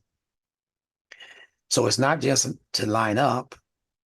You know, you're having a game of jacks or dominoes, especially, and you're lining up your dominoes. You're not just lining them up willy-nilly. You're lining them up with a particular strategy. So it's the same thing with attempting to understand what a surah is. You have to line those surahs up with a particular strategy in mind so that you can move smoothly from this point in the path to the next point in the path. You can't do it by skipping rope on top of the building, on top of the wall. You can't do that unless you're a trained, acrobatic guy or girl or something like that. You can do all kinds of tricks up there. But if it's just kind of common day you and me, you can't get up there. You got to get up there with serious concentration. Now look at this SER operating in other English words and SUR. A serpent lines up on top of the ground beneath it. Sometimes that serpent will stretch itself out into a straight line. Other times it will weave its way around, it'll crawl its way around in curvature fashion on its way to its destination. But the point is that this SER sound and the SUR sound are indicative of things that do line up, but on top of what is beneath it. That that wall that's being mounted, when you get to the top of it, you line up on that wall because it's a thin wall. It's an edge, it's a ledge. But you're lining up on top of what is beneath it. You have to pay attention to what is supporting you on that ledge. When you're reading the Quran, you have to pay meticulous attention to what is supporting your logic, what is supporting the rationale that you're attempting to establish. Let's say, you know, the dumb idea of women being inferior to men and people trying to prove that through the Quran, that women are meant to really just be your servants. And, you know, when they get out of line, smack them around and all of that stupid stuff that people have, for some reason, believed for hundreds of years now. But there's nothing beneath that as a logic to support it. You can't find anywhere in the Quran that supports that foolishness. You can't find anywhere in the Quran to support racism. People only use the fabricated interpretations and translations of the Quran to support that foolishness. Like their faces in hell shall be darkened. You know, they take that to mean the African population. I've heard Muslims speak on this and teach on this. And even if they're not speaking and teaching on it, many of our immigrant brothers have used that in areas where darker people of the world were not in the congregation. And if they didn't do it publicly, many of them have done it privately. Many of them have done that and said that and believed that and actually taught that within their family circles. And this is what is responsible, has been responsible for the spread of undue levels of racism in the world amongst Muslims. I'm not talking about what the Ku Klux Klan came and did in the masjid. I'm talking about what Muslims were teaching for centuries in many of their masajid and in many of their lands outside of the continental United States. And I know some who have taught it right here in the United States. And they teach these things in a language that they know most of you don't understand, so you don't catch the catchphrases, the emotional charged words. You don't catch them because you don't know them. You don't know the ledge. Listen carefully. So the serpent cannot line up on the ground unless there's a ground beneath it. A surface allows for things to be lined up on top of it. The surface of the table. You can't line things up unless there's a table beneath it, beneath the surface. You like that, huh? All right, let me just make sure everyone is still properly muted. Now, the words serve, servant, and service are related to the idea of bringing something to a superior, but on top of something else, like a plate. You got to listen carefully to catch this drift. Again, serve, servant, and service are related to the idea of bringing something like this maitre d' is doing, to bring it to somebody who's a superior, and that's in this case, the cash paying or credit card paying customer. He's considered to be the superior in this relationship. That's why they had that phrase, the customer is always right, because they want that money. Take this back to the kitchen and bring me something fresh, you know, or whatever, right? But also in terms of a master-slave relationship, the master is always right according to their ideology. So as this particular servant is doing, maitre d' in this case, he's bringing you your food on top of something else, just like the serpent crawls on top of something else, just like the surface is, if you have something on the surface of the table, it's on the table. The table is supporting it. So this maitre d' is bringing something on a plate or a platter and he's using it to serve. He's using it as a serving tray in order to service those people who are, ideologically speaking, inferior to him as far as what they do. This guy sitting at the table is a Bill Gates guy, that type. And the guy serving him is a guy that's barely making $5 an hour. He makes most of his money from the tips, as you know, if you've ever been a maitre d' or someone working in a restaurant, you know that both those people's life is wrapped around that tip. Not the how many dollars they make an hour. They're making minimum wage in most of these restaurants, right? So they're going to be very careful when they're serving the public to say and do that which pleases the public. So the idea here is that the servant's hand should not have to touch the hand of the master. Listen to this carefully. Sir means to be above and have it sitting on something. What's the purpose of that in terms of the servant or the maitre d' in this case? The idea is that the servant's hand should not have to literally touch the hand of the master. You don't go to the table of your customer and say, "How you doing, sir? Great to meet you. I'm your maitre d'." You don't do that. They teach those people, do not make physical contact with your public. They'd say, "We don't know where these people's hands been. We don't know if they've washed their hands before, bringing me my food." And I just put the food on top of my table. Put it on the surface of my table. I'll be the one to take off the tray, the top, and stick my fork in it and cut the steak to see if it's the way I want it. You don't be touching my stuff. Talking about, "Let me cut it for you so you can see what the..." No. Those two things remain separate. They had a group of people, still do, in parts of southern India called the untouchables. The Dravidians, they're also called the darkest people in the land. And they are literally not supposed to be touched by the higher castes in that system, all the way up to the Brahmins. See? I think it's 5 different levels that you can go in that society.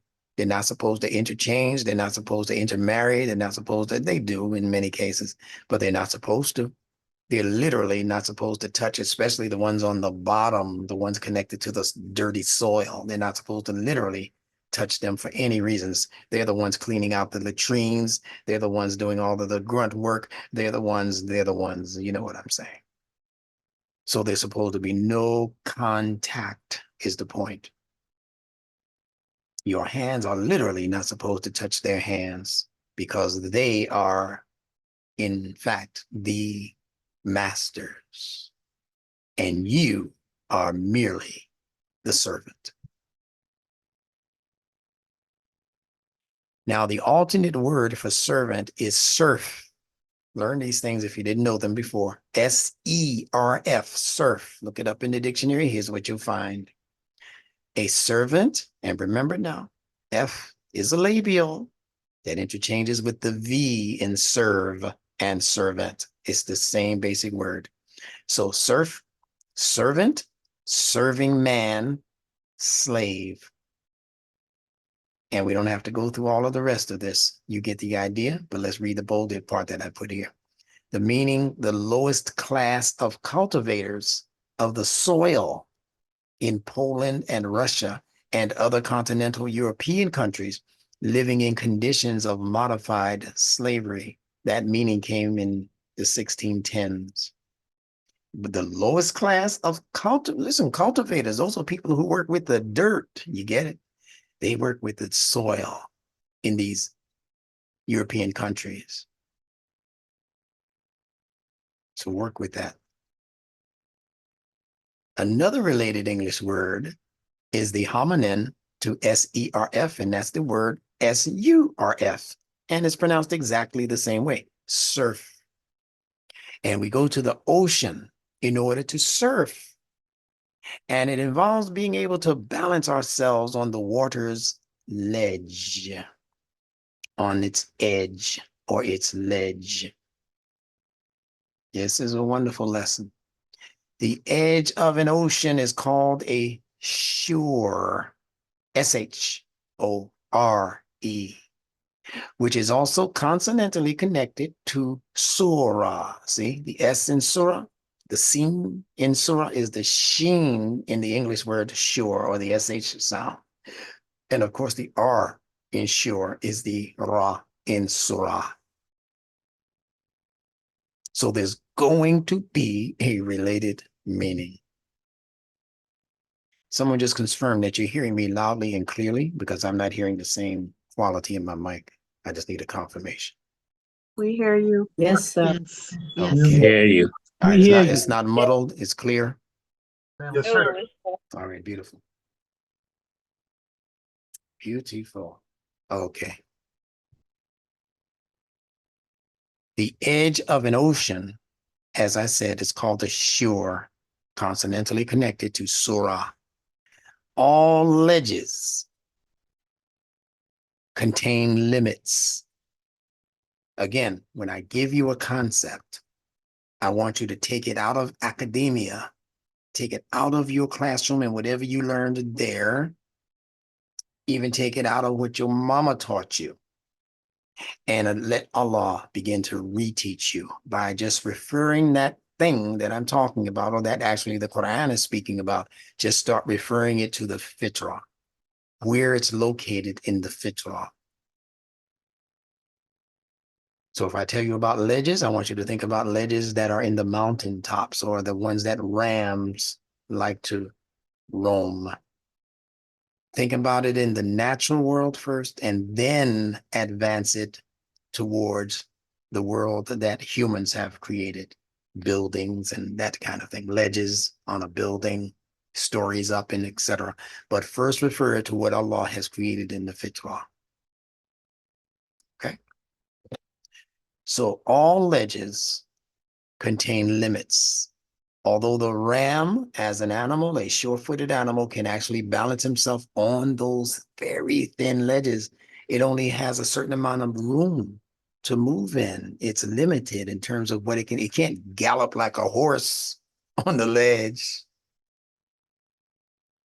So it has to be respectful of limitations or limits.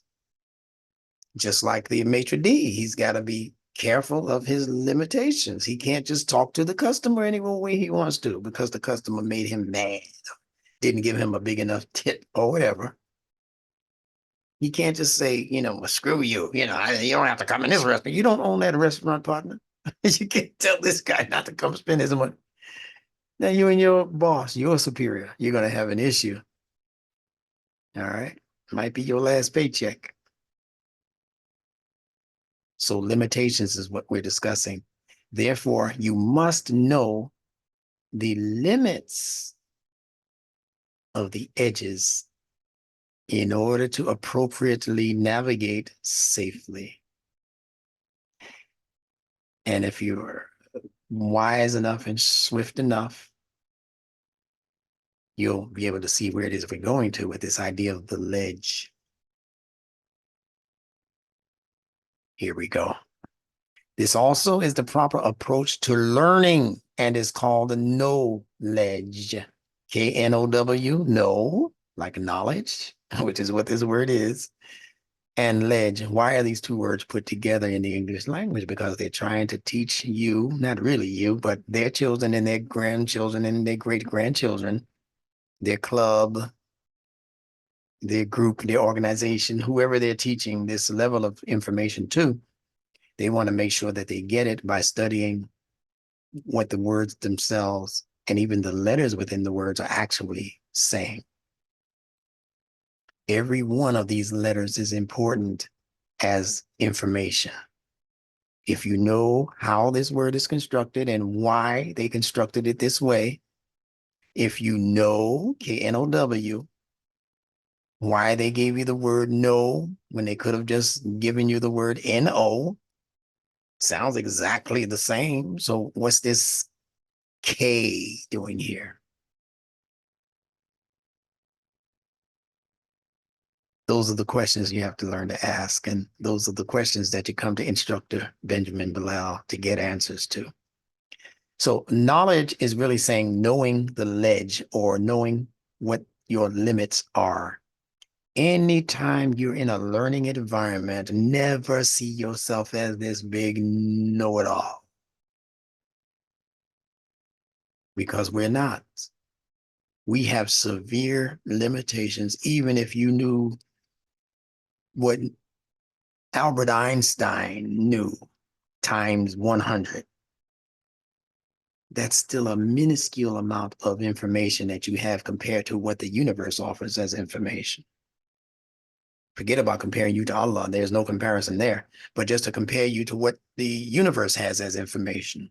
And it's ayat, it's instructing signs. You wouldn't even get off the block trying to compare yourself with the universe and its treasures, storehouses of knowledge.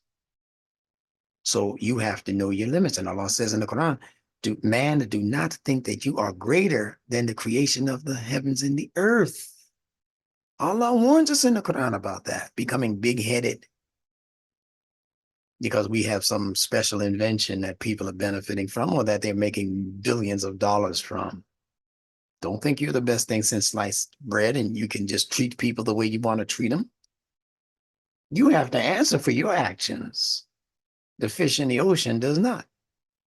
He ain't built like you. He's not having the same level of responsibility as you and I. See? So you have to know the ledge. When you're speaking to your parents, young people, you have to know the ledge. You have to know the edge. You have to know how to take little bitty teeny steps towards that conversation that you're in because you know it's a tender one.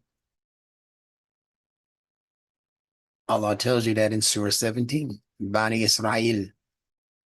He tells you that about how to deal with your parents. Treat them with kindness and tenderness, like the adult parent bird that wraps her wings around the baby bird for protection. Allah is saying that's how you're supposed to be with your parents. So he put your parents in the position of the child and put the child in the position of the parent in that surah. So when they grow old, oh man, unfold your wings of mercy and protection to them. And protect them and honor them and placate them even as they used to do for you when you were in a situation of want and helplessness. They had left you there for 24 straight hours. You would have probably died. No food, no drink, no parental guidance, no comfort, no heat, no whatever you needed in those 24 hours.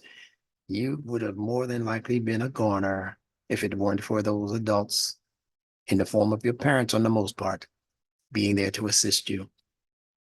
So when you talk back to them after you become an adult, you gotta know the ledge. You have to speak with knowledge. You have to know the limits on what you should say to your parent. This is not your friend from high school or college. This is your mama that was changing your funky diapers before you even knew you had a butt. You're just messing up. Poo-poo, pee-pee. That was us. And now we're going to turn, 15, 16 years old and start talking back to them. Yeah, but you don't tell me what to do. I clean my room and after that, it's not my night to watch the this, that. Really? You should be jumping at the opportunity to do something good for your parents, especially your mama. You're supposed to know. If you don't know the ledge, you won't know that. So all of us instructors here, to all of you out there in whoever land gets this video, we're reminding you about the proper treatment, the elevated treatment that is due to the people, whoever they are, blood relative or not, whoever it was that raised you and saved you. You're supposed to honor them with a particular level of excellence in terms of your behavior. Let's continue. So you're looking at another word here, surf. This is a person surfing the waves the curved waves, the swerving waves. Listen to the words I'm using.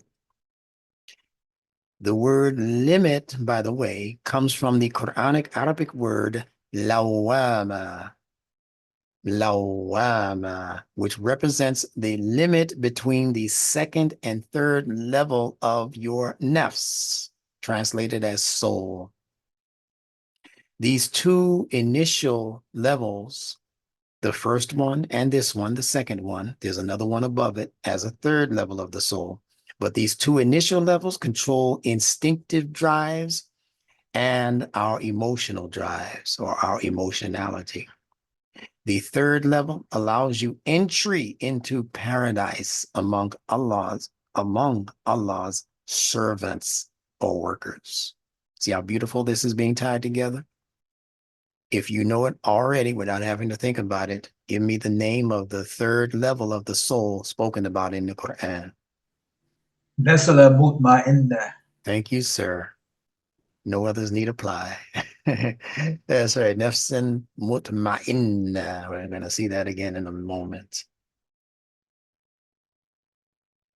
So in the surah called Al-Fajr, translated simply as the dawn, and it means so much more than that. That would be Surah 89, beginning with Ayah 27, where Allah says, Ya ayyutuha nafsul mutma'inna. That's the word that Waliyuddin was just using. Okay. Now this you see that elongation again, the med that's called, that vowel sign, looks like an eyebrow, thick eyebrow. Yeah, that means you can elongate it for as long as you want. Yeah, you can just go on and elongate it. All right. And it speaking to those of you who are doing something, Allah is addressing a particular entity, and the entity in this case is al-nafs, the soul, translated loosely, means much more than that. But for time's sake, we're going to leave it at that, that the word an-nafs is referring to the soul. And Allah calls it al-mutma'inna. And you'll see what that means in a moment. Whenever Allah uses this, it's called a vocative. When he says, yeah, before he says something like, yeah, ayyuhalladhina amanu, all those of you who profess the faith, yeah, ayyuhal mu'minun, all those of you who have accepted faith, who are moving upon faith, who are established upon faith and trust. Why is he using this vocative? Yeah. Because this vocative, yeah, means almost exactly what the English ghetto word yo means. You heard that one. We've all used it. But when do we use this word yo? It's when you're trying to get somebody's attention. You're coming out of school for lunch and your favorite rap artist just released a new song, and you see your friend who loves rap just like you do, and you say, yo, come here, man, listen, yo, listen to this. You're trying to get somebody's attention. Or you're watching somebody who might be in the throes of some danger. Little child walking out between cars into the street where cars and trucks are coming. And you look at the child and go, yo, no, stay where you are. All right. So it is an alert to the intellect, even if that alert has to shock the emotional department. Yo, he has got to scare you into stopping what you're doing or stopping and listening, because this is a warning he's trying to give you. or in the very least, it's something extremely important, importante, that you need to know. So that's what Allah means by yeah. He means yo. Yo, yeah, sometimes it's good, right? Yo, I gotta share this with you, yo. So they put it at the end of the sentence, I gotta share this with you, yo. It's beautiful. You cannot escape Allah's fitrah. Well, let's keep going. Yes, Sophie. Go right ahead.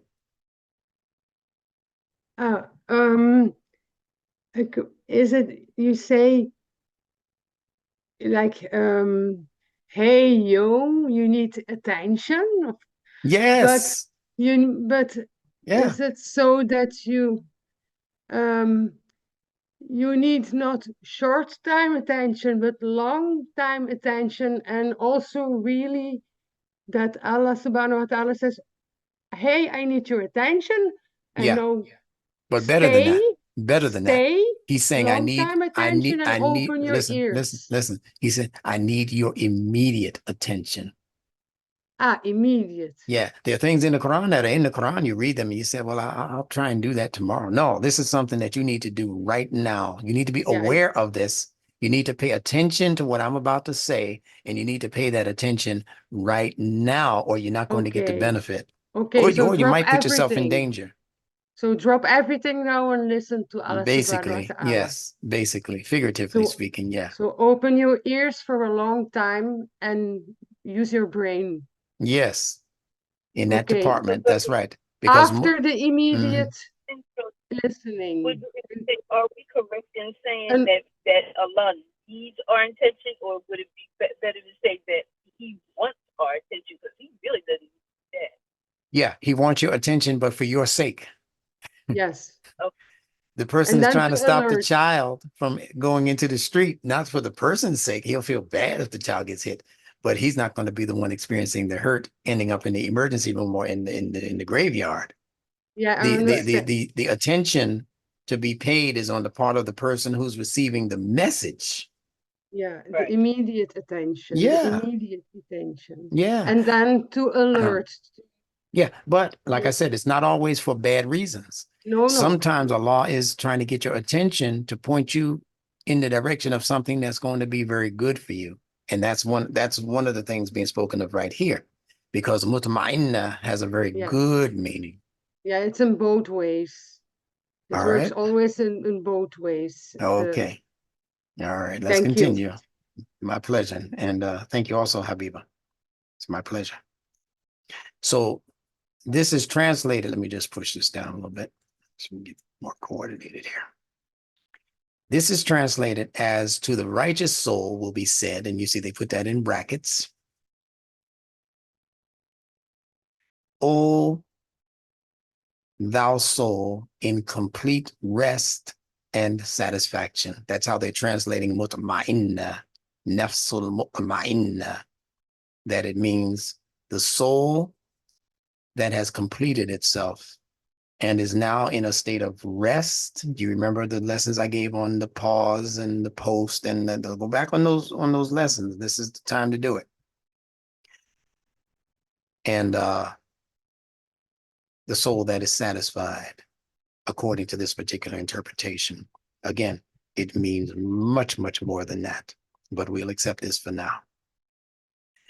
And then Allah says in the next ayah, come back thou to thy Lord, well pleased thyself, brackets, and well pleasing unto him, meaning Allah. Come back. What's the word for that? Arji'a.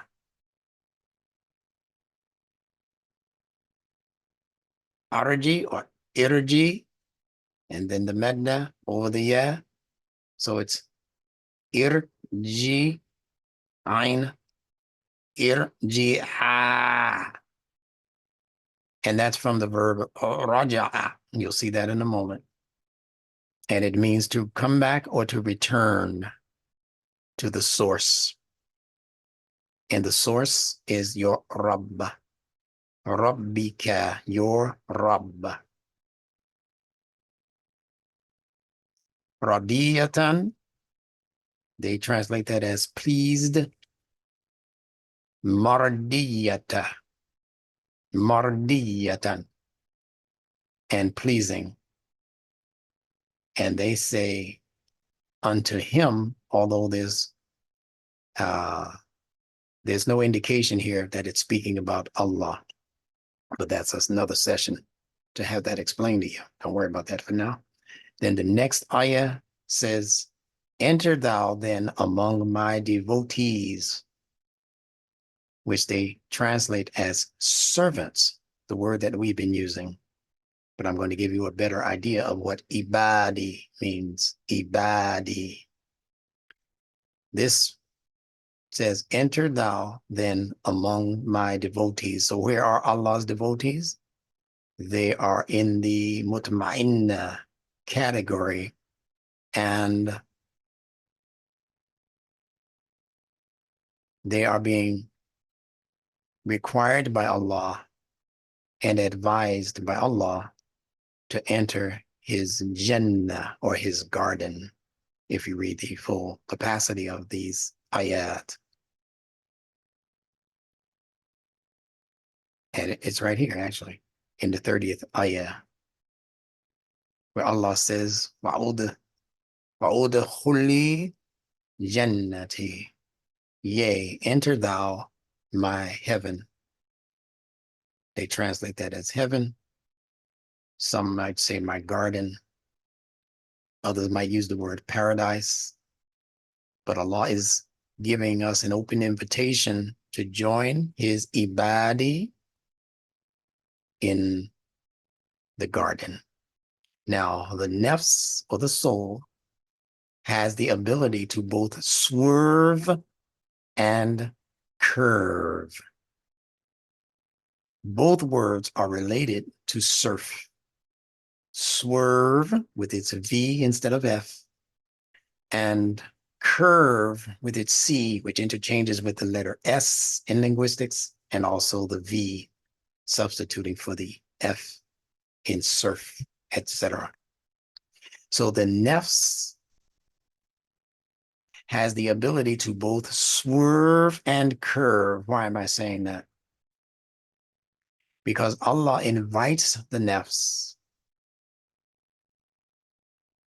to irji, from the word raja'a, and raja'a means to return. To return to where? To where you came from.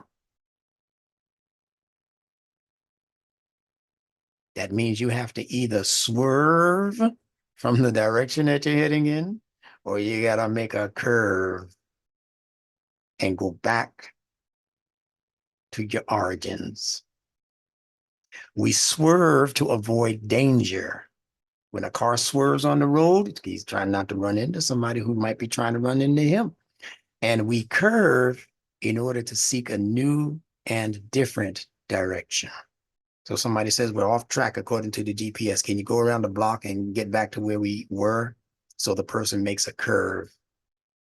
He makes a curve. He makes a right turn. He makes a left turn. He curves out of the immediate direction that he's traveling in, or that she's traveling in. So these are the two reasons why we either swerve or curve. And that's important for us to know as human beings on the Sirat al-Mustaqim, the straight path. There are going to be things that we need to avoid while traveling the trajectory of that straight path. And some things we're going to have to swerve away from because they're coming at us dangerously fast.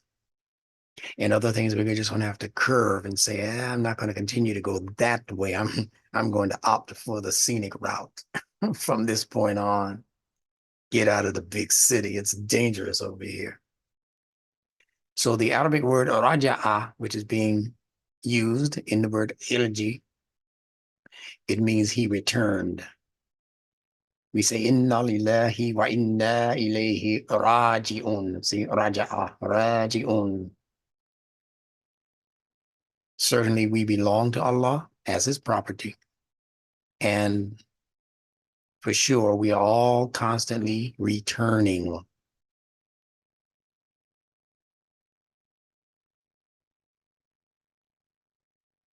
And Allah didn't put the word Allah at the end of it. He didn't say that we are all constantly returning to Allah. We belong to Allah and we are all constantly returning. That's their suggestion, but he didn't put his main name or main attribute at the end of that statement, because some of us are curving and we're attempting to put ourselves back on the Surat al-Mustaqim so that we can get that Jannah at the end of the road. And some of us are swerving and we're not out of the way of danger. So we have to continue to correct our trajectory is the point. And in order to do that, you have to continue paying attention. If you're up there on the wall and there are all kinds of curvatures in the wall that you have to pay attention to, you can't be listening to your favorite music while you're up there. You got to be like really concentrating intellectually to be able to navigate the ledge. Got to be careful. So this word raja'a is from the letters ra, jim, ain. And again, it means to return, to turn back, to turn off, blame, put blame upon someone. Like, you know, back on you. You know, we used to say we were children. I'm like rubber, you're like glue. Everything you say bounces off of me and sticks to you. You remember that? To come back, to repeat, to answer, to bring an answer, to be brought back, raji'un, to be brought back, one who returns, etc., etc. Now, this Arabic word surah refers literally to the top edges of a fort, which needs to be navigated very carefully in order to prevent oneself from falling and injuring or maybe even killing himself. The top edges of a fort. And a fort is there, obviously, for our protection, but it needs to be navigated. We're still talking about the properties of Al-Quran.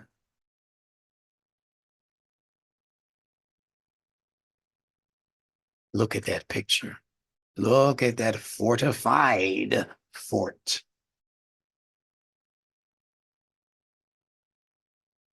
And here's the ledge we're talking about, the surah of this building.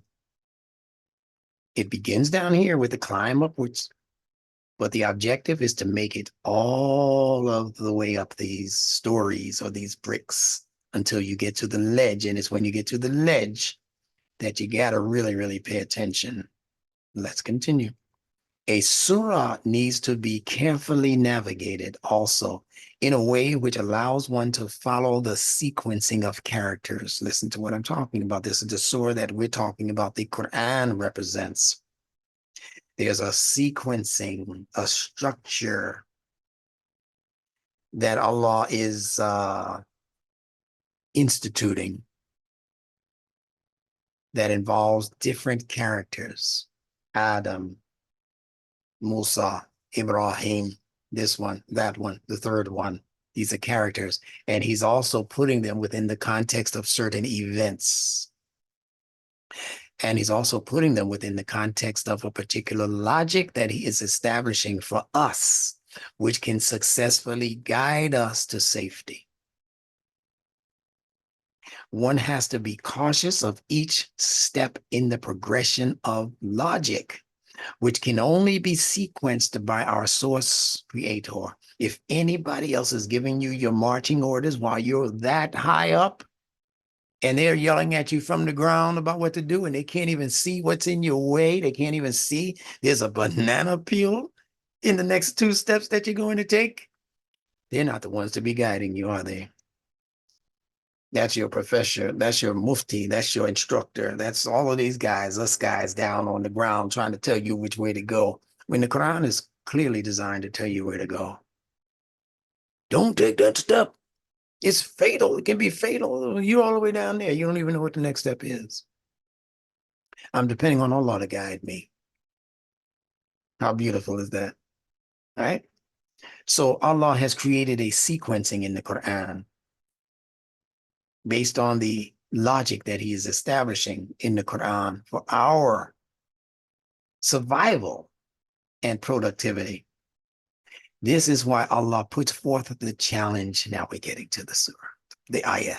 This is why Allah puts forth the challenge to produce a surah like what is found in his Quran. And we're going to correct that word produce, but that's the way they give it in their English translation. Bring us a surah, produce a surah. Now, anyone guiding you up to that height and then across that height can only do so based on noble intentions. But they're going to have a helicopter or a drone plane with a camera to see exactly what you're going through. But in all cases, and I should say in several cases, the person has to be at least sincere in his or her intentions to walk you across that height. So your preacher, your rabbi, your imam, your mufti, whoever is the one who with good intentions is attempting to guide you along that straight path. And notice that the word sirat also has the SR sound, just like surah. One is a sod and the other is a sin, but it always doesn't matter. You're going to see that in these next couple of days when I explain the word surah using also the letter sod, ra. This one is sin, ra. The other one is sod, ra. You can begin to look those things up for yourself. That second surah that we'll be discussing in a couple of days. So, anyone guiding you up to that height, because you got to go from bottom to top, then you go horizontal. Yeah. You got to climb the Sirat al-Mustaqim, the upward path. Then you're on the Sabil, where you distribute that achievement among other people who need that lesson. But it's based on noble intentions, honorable intentions. I don't want to see this person burn and crash. So I'm going to stick with him. I'm not even going to blink until he's safely across that wall. So this is the other reason why the antagonistic ones cannot produce a surah like it. Their enmity, meaning their hatred, their resentment, their envy, and their hostility will not allow for it, because in order to be able to register what a surah is, that level of nobility, you have to be well-intentioned before you can even see that guidance in the Quran. You'll be reading the same book, same words, but because your heart is all messed up, you're not going to be able to register the proper frequency that allows you to align with the guidance. And you will fail until you get your heart right. So reading from that same surah.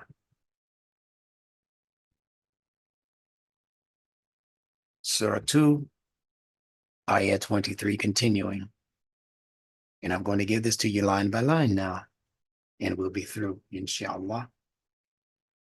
This has been a good class. Now,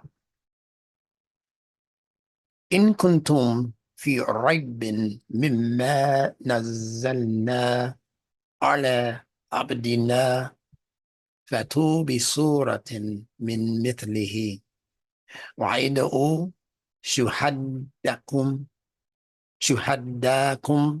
min duni Allahi in kuntum sadiqin.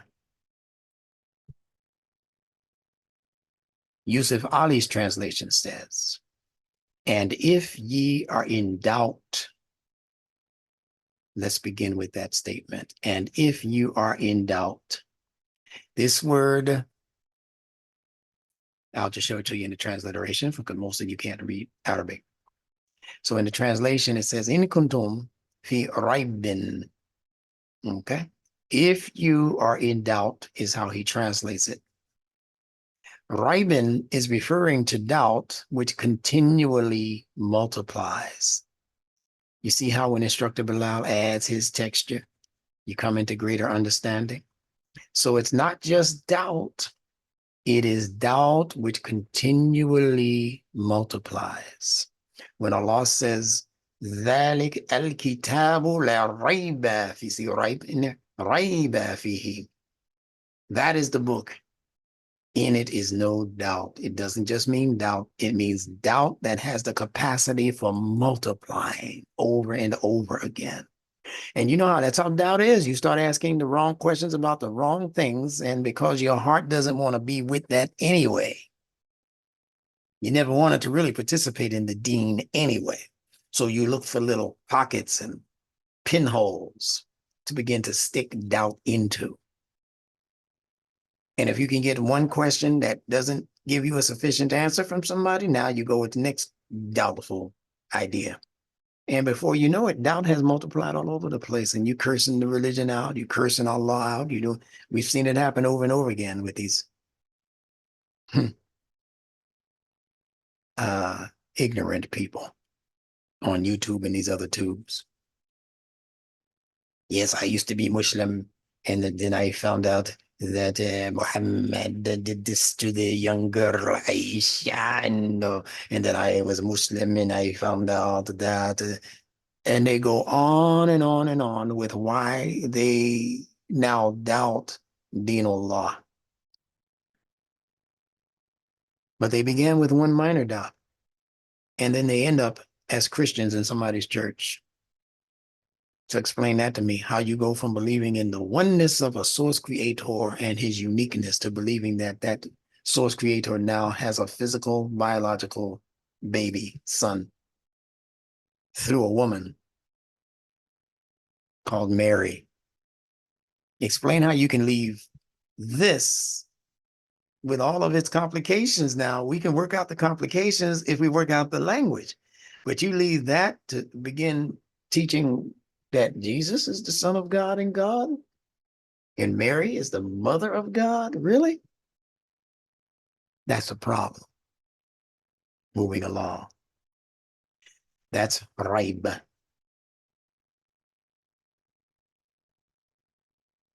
So it means to doubt. Look at the spelling of doubt. D-O-U-B.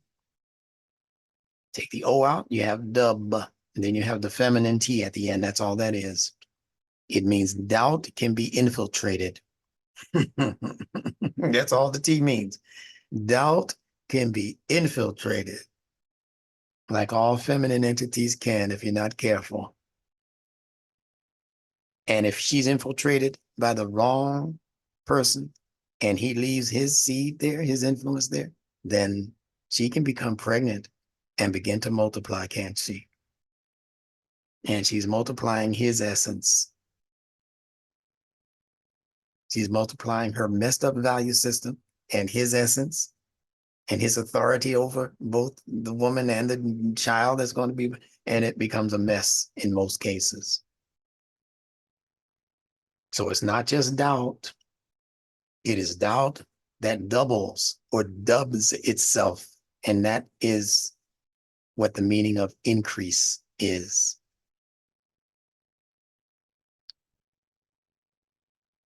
Allah calls himself Rabb. See, the same R and the same B, but he puts a double B on Rabb. And what is Rabb? The one who is nurturing, evolving, sustaining, maintaining. See, why? Because he wants that thing to become mature enough to reproduce its likeness. What's doing that? The R and the B. The R means movement, fast movement, and the B, as you know, is bait. And bait is one of the common words for house, one of the common words for temple, somewhere that you consider to be sacred space. So sacred space can be your pregnant belly, woman. That's also the letter bait. Safe space can be your sanctuary. It's not a house like we think about house. There's another word in Arabic for that. This bait means a sacred space that is actually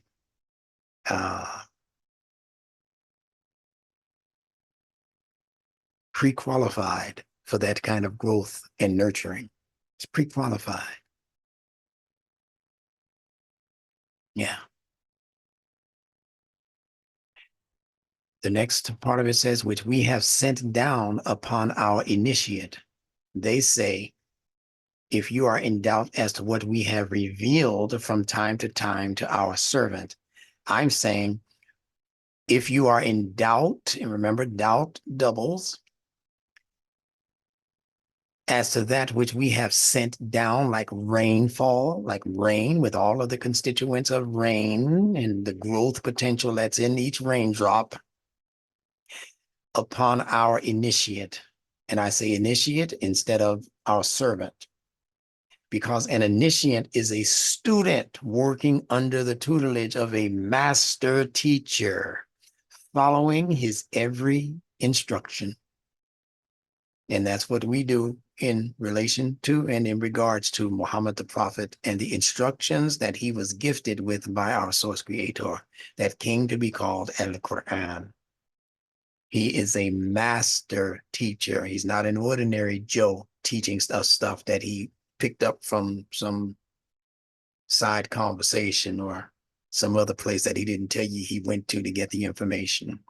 No, he's being revealed to, and that revelation is in the form of rain, spiritual rain, conceptual rain, metaphysical and metaphorical rain that is nurturing his soil, meaning his soul, bringing about tremendous levels of produce and rich and luxurious growth for him to share with all of us, with all of the world, actually. So that's what an initiate is, an abd or an ibad.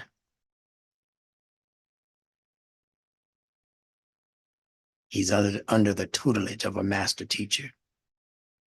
The Quranic Arabic word mithal is translated everywhere in the Quran as being like something or similar to something. However, this happens to be the meaning in the Persian language, and I've given you multiple lessons on that. Mithal, meaning like or similar, is out of the Persian language, not the Arabic fitra-based letter system or language system. They say then, produce a surah like thereunto. That's the word that they're using for mithal, thereunto, like thereunto, mithal, that's like that or similar to what Allah has produced as a so-called chapter. That's not what this is saying. Listen carefully.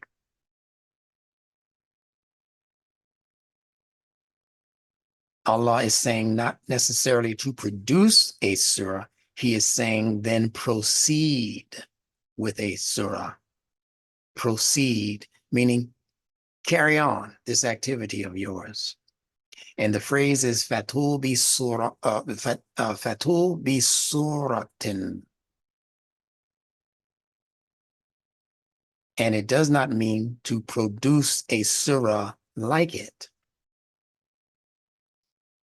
a mithal like it, being translated as like it. No, mithlihi is referring to its high standard, its norm, its excellent regulation. Mithal, its high standard,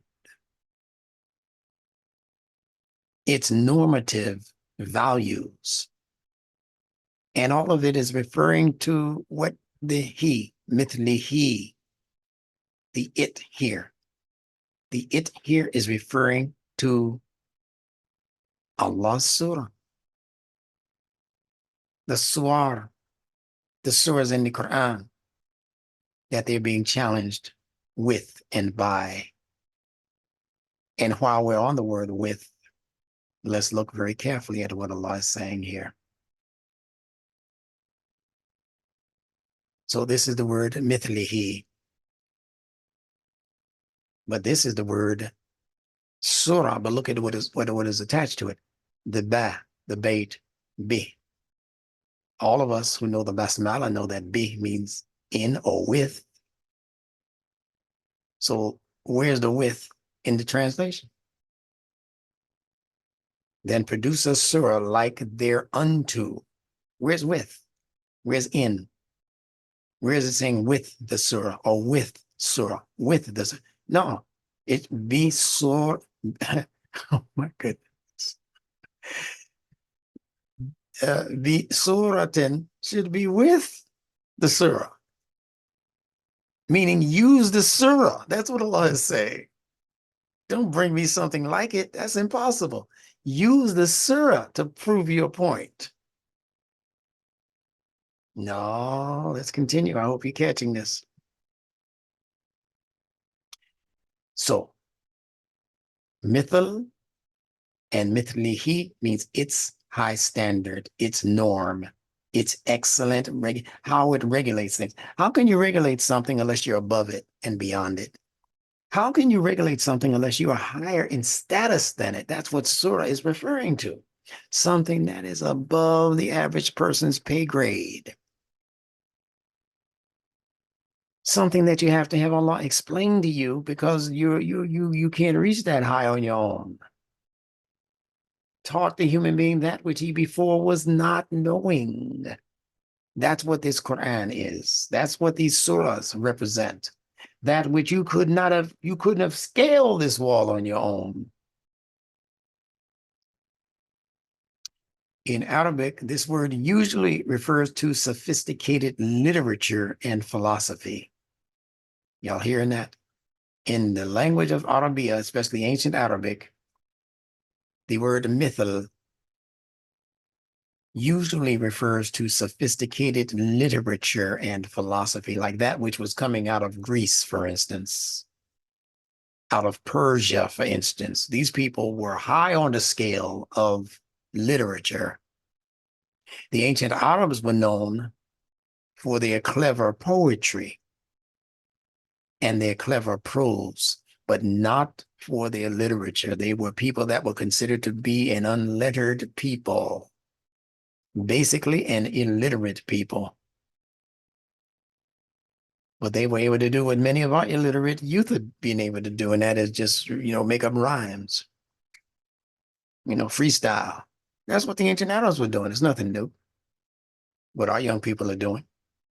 But it should give you insight into where we're headed, because right after they became masters of poetry and prose, they became masters of language altogether. The Arabs, after receiving the Quran, that's the period we're at right now with our young people. Don't give up hope in these young people. And it is not going to take all of them to pull this off, so to speak. It's going to take a dedicated few. And I'm telling you, they're going to begin gravitating. They're already here, some of them, but they're going to continue gravitating towards the Nunetics method. And all of that rapping and rhyming that they used to do, they're going to enhance it by 300-fold. Because they'll still be so-called rapping and so-called rhyming.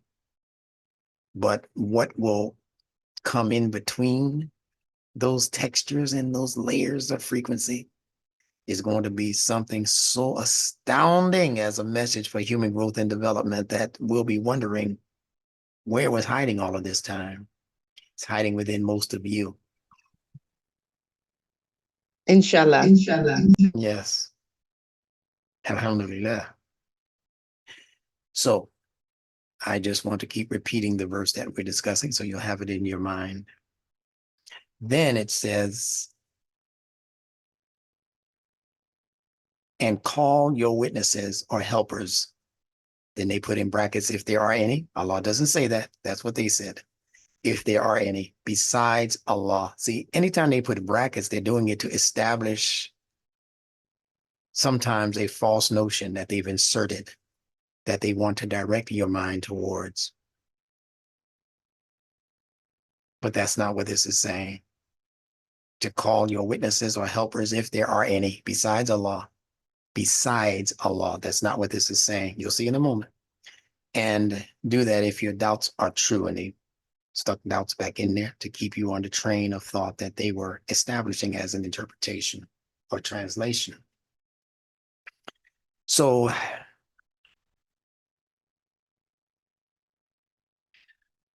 وَإِدْعُوا شَهَدَّاكُمْ pardon me. Yeah, شَهَدَّاكُمْ مِنْ دُونِ اللَّهِ Now, they translate that again as call your witnesses or helpers if there are any besides Allah. Let's look at what it actually says. Then petition your witnesses. Not just call your witnesses. Petition your witnesses. The Arabic words wa'ada'u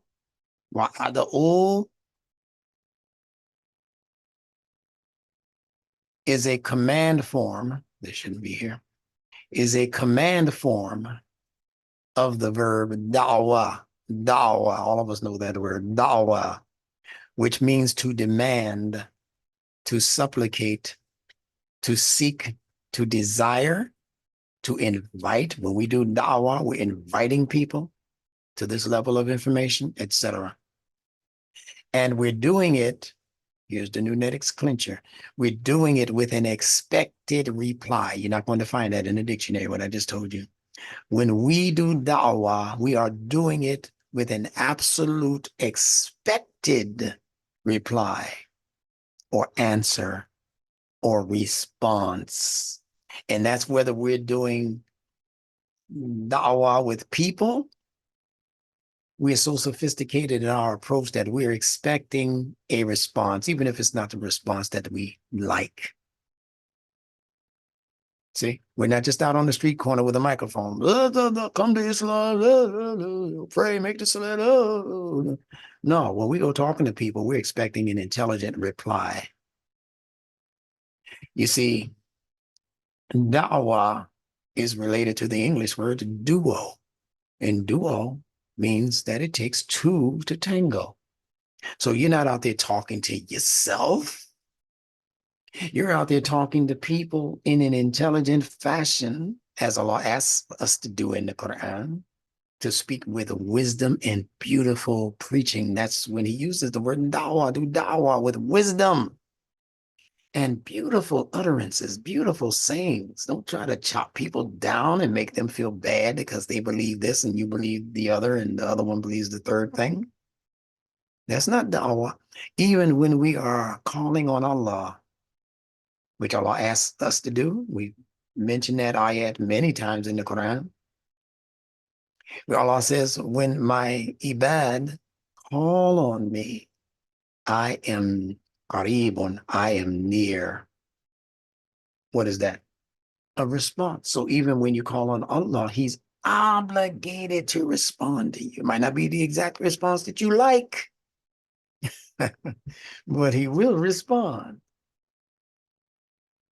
All right. Look at the letter dal that's being used in da'wah. Dal right there. It looks like a boomerang. I say that in my book, in Nunetics. It looks like a boomerang. And you know, a boomerang, you take it, you throw it out, and what are you expecting? You better not turn your back on it. It hit you in the back of your head because it's coming back at you. See? That's the movement we're talking about. Da'wah. Throw it out, wait for it to come back. And hopefully you can catch it in your hand and grasp it. So it means all of these things. From that root word, da'wah, the letters dal, ain, and waw. Look at what it means. They tell you it means to pray. See how they stuck their meaning right there so that you wouldn't even think about it as you read it? To pray. Has nothing to do with what you call prayer or praying. Then they keep mixing up da'wah with, or dua with salat. And they tell you salat means to pray. So they stick their phony, fictitious, fake meanings all over the dictionaries. And that's what most of the Muslim world now kowtows behind.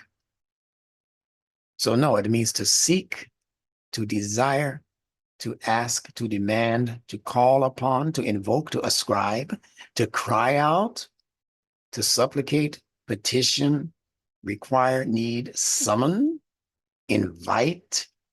Look at all of those wonderful meanings. Then after that, it says min dunillah, from beneath or below Allah. Look, this is so wonderful. Allah is saying to demand, to supplicate, and to desire min dunillah, from things. See, if it's not Allah, it's going to be beneath Allah. Even if you're asking your mama for some change to catch the bus and go to school, your mama is beneath Allah. Your homies, they're beneath Allah. Your teacher, your college professor, whoever you're petitioning, they are all beneath Allah. That's the point here. Everything outside of Allah is beneath Allah or below Allah, not as an immoral thing. When we talk about being beneath or below, we're talking about in terms of the stature and the status of their authority in your life. But let's look a little bit closer at what this word dun means in dunillah. Dun. It means, as I said, beneath, below, but it also means, listen carefully, inscription. It means minor notes. Now we're getting to the crux of the matter.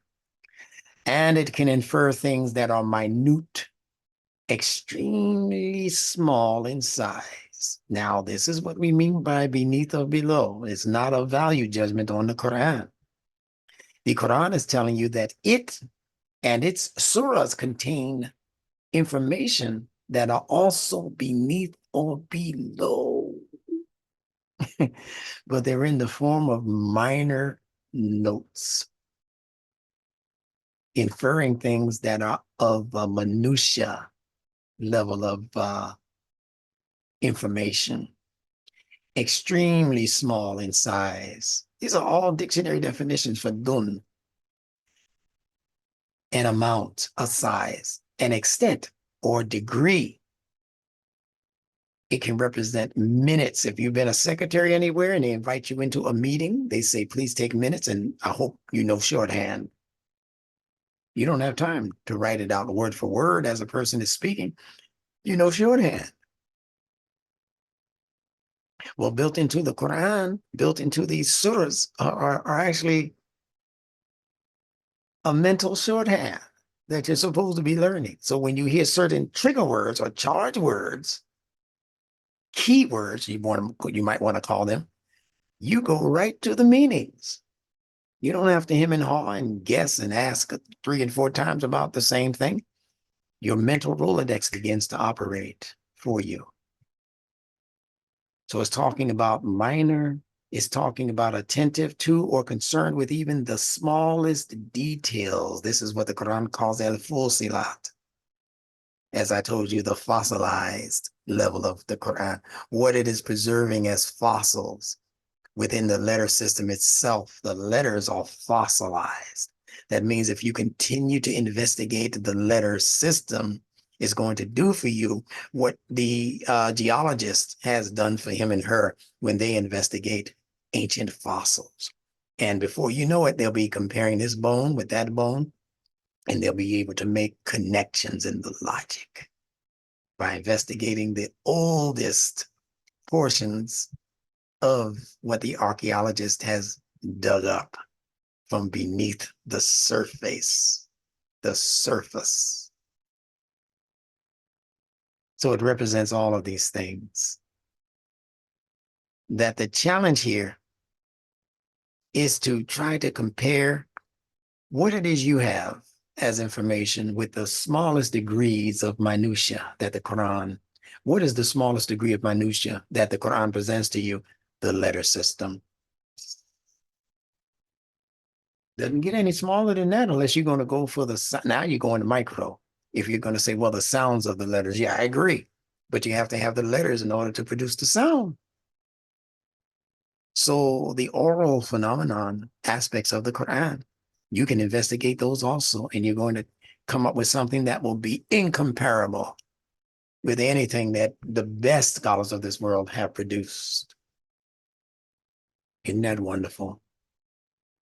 So lastly, Allah is challenging the language conspirators to produce, or in the true sense of the word that's being used, to proceed, not to produce, but to go forward with a surah, not to produce a surah, to proceed bi surat, see, to proceed with a surah based on the minutia of the Quran. Listen carefully. Of the Quran's fitrah-based details. If you are being truthful, if you're being truthful, come forward with the minutia that Allah is providing for you in the form of these smaller details in the Quran that you thought were nothing. Happenstance. Well, Allah said it like that. He had to say it some way, so he said it like that. No, no. Every pronouncement, every utterance of the Quran is important and will contribute to the further growth and evolution of the human species once it becomes released out into the stratosphere. So in kuntum sadiqin is the last part of that ayah. And sadiq or sadiqin plural refers, pardon me for one moment, let's get rid of this exclamation or this. Sadiqin refers to those who are reliable. If we say someone is Sadiq, a matter of fact, that's one of the names or attributes of Muhammad, the Prophet himself, as Sadiq, the truthful, the honest one. So those who are honest are reliable. They are truthful. They are genuine. They are verified authentic. They're not just saying they're authentic. They can prove it. This is what the surahs are. Authentic within themselves. If you search enough within the minutiae of the Quran, you find the support for what it's saying. It doesn't have to go outside and ask some scholars from 300 years into the future what this means. It verifies its own self, its own truthfulness. Just keep reading. And the only shaheeds, pardon me. Yeah, I'm sorry.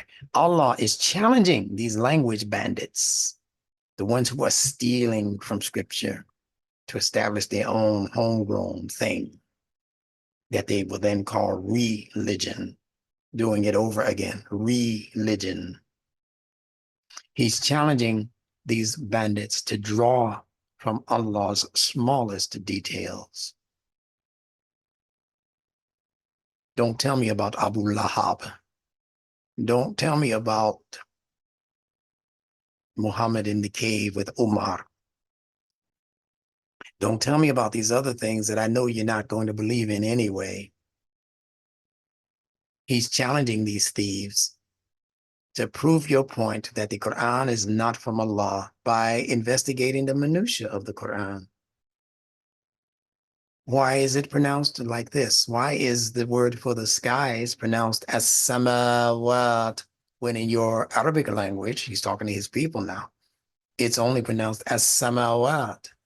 You hear the difference? That's what we mean by minutia. In the Arabic language, as samawat. In the Quranic fitrah-based pronunciation, as samawat. You hear the emphasis on the ma, as samawat, as opposed to as samawat. That's what we mean by min dunillah, the minutia of Allah, those things that are beneath Allah. You got to look for them. It's like a buried treasure. And as samawat, the word that they already had in their vocabulary, means the skies, like the heavens that you look up at where the rain falls down from.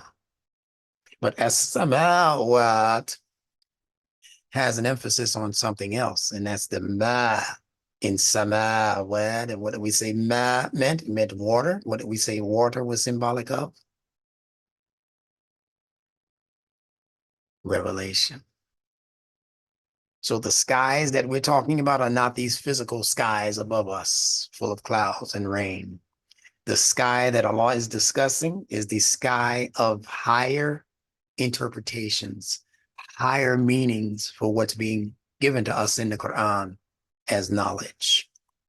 Higher knowledge, spiritual concepts, metaphysical concepts that were above our heads. Allah is now teaching us that which we before did not know. We know what's here, horizontal, what's social around us. But how many people make a habit of looking up without even looking for anything? Allah says in the Quran to Muhammad, we saw you looking up at the heavens, at the skies. Well, now we're going to turn you in the direction that will truly please you. So Muhammad obviously was one who was in the habit of going out and looking up.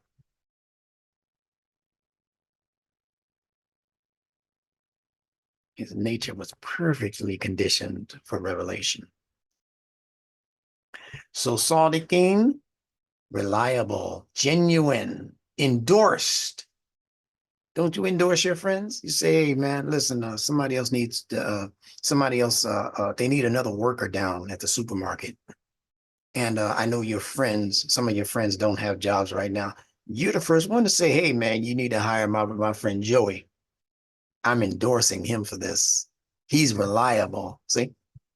So that's Sadiq, that's your friend. You're on close terms with him.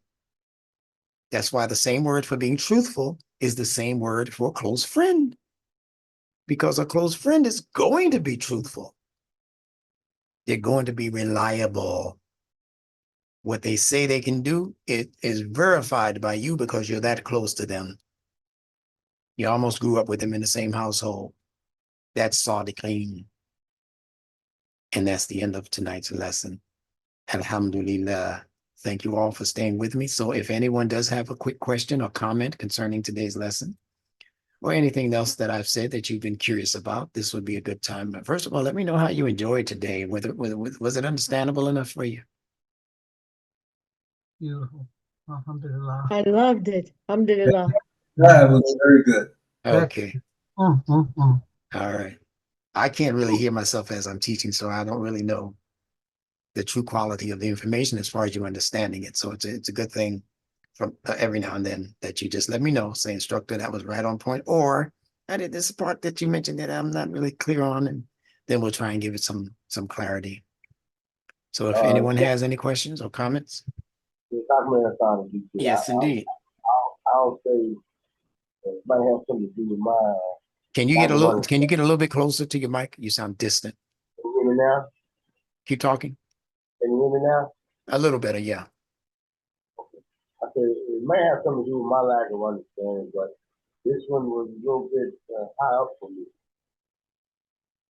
Meaning the concept of, I had listened to about 3, 4, 5 more times.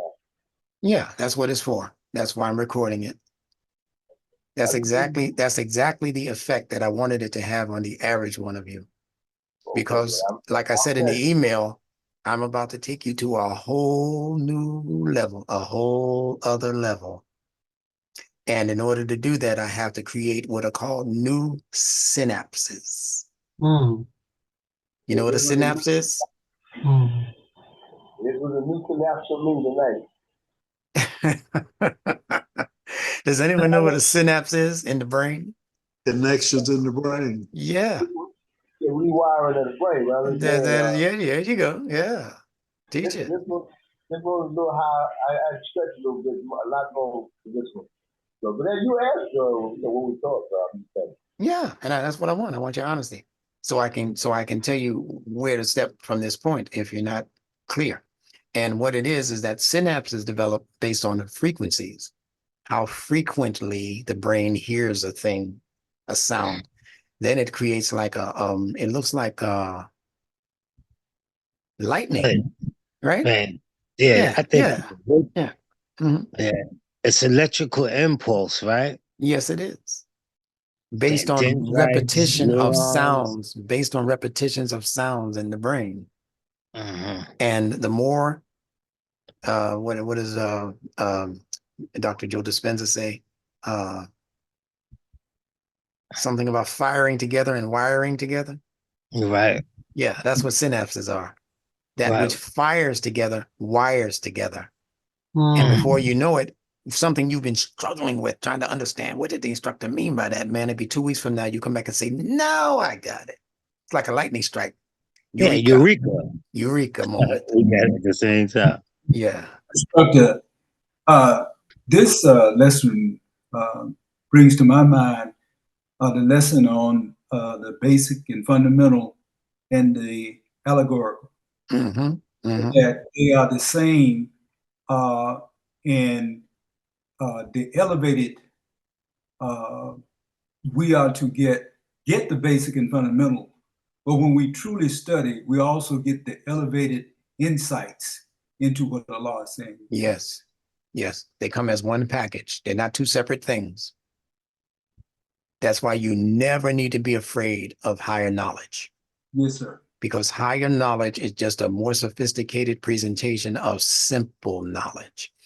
If you can't break that high knowledge down, like breaking down one of those long $50 words we talked about, if you can't break it down and find its root letters, then throw the word away because it's of no good to you. The essence of the meaning is contained in the root letters. And it's both in one package, the big, long $50 word and those 2 or 3 consonants that constitute its root letters. Same thing in Arabia, same thing in Arabic.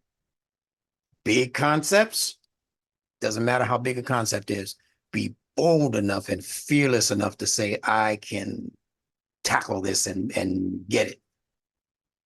Learn it, I can learn it. It's not going to be overnight. You think Instructor Bilal looked at this information and say, yeah, I got this.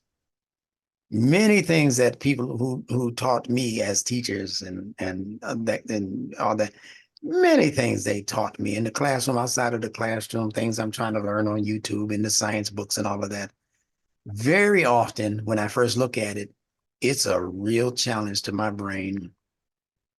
Like I always tell you, I'm just a high school graduate. I wasn't oriented like that. You understand? In biology and chemistry and trigonometry and physics and all of calculus, my brain is not oriented for all that. So I have to be able to reduce it and deduce it down to its elements. And there's only 4 elements. So I take everything and I reduce it down to, it's going to be either water, fire, air, or land. That's why I teach it to you like that. So you won't be scared of it. Nothing can exist outside of those 4 elements. And then you can throw in ether later on, the 5th element. But basically everything. Everything in the Quran, every word in the Quran, listen to what I'm saying. Every word in the Quran can be traced back to one of those 4 basic elements. And people learn at their own pace too, especially when you're home, you got to study certain things.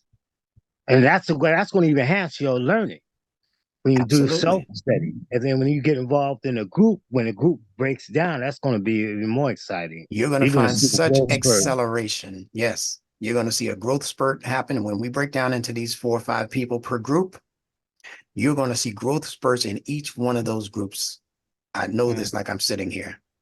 I have the method now. Allah showed it to me. Al-Islam is structured upon 5. Buni al-Islam ala khams. That's the formula. You only need a handful of people. Literally. Go ahead, All Sherry. parties of 5. Yeah. That's all parties of 5. Yes. That's right.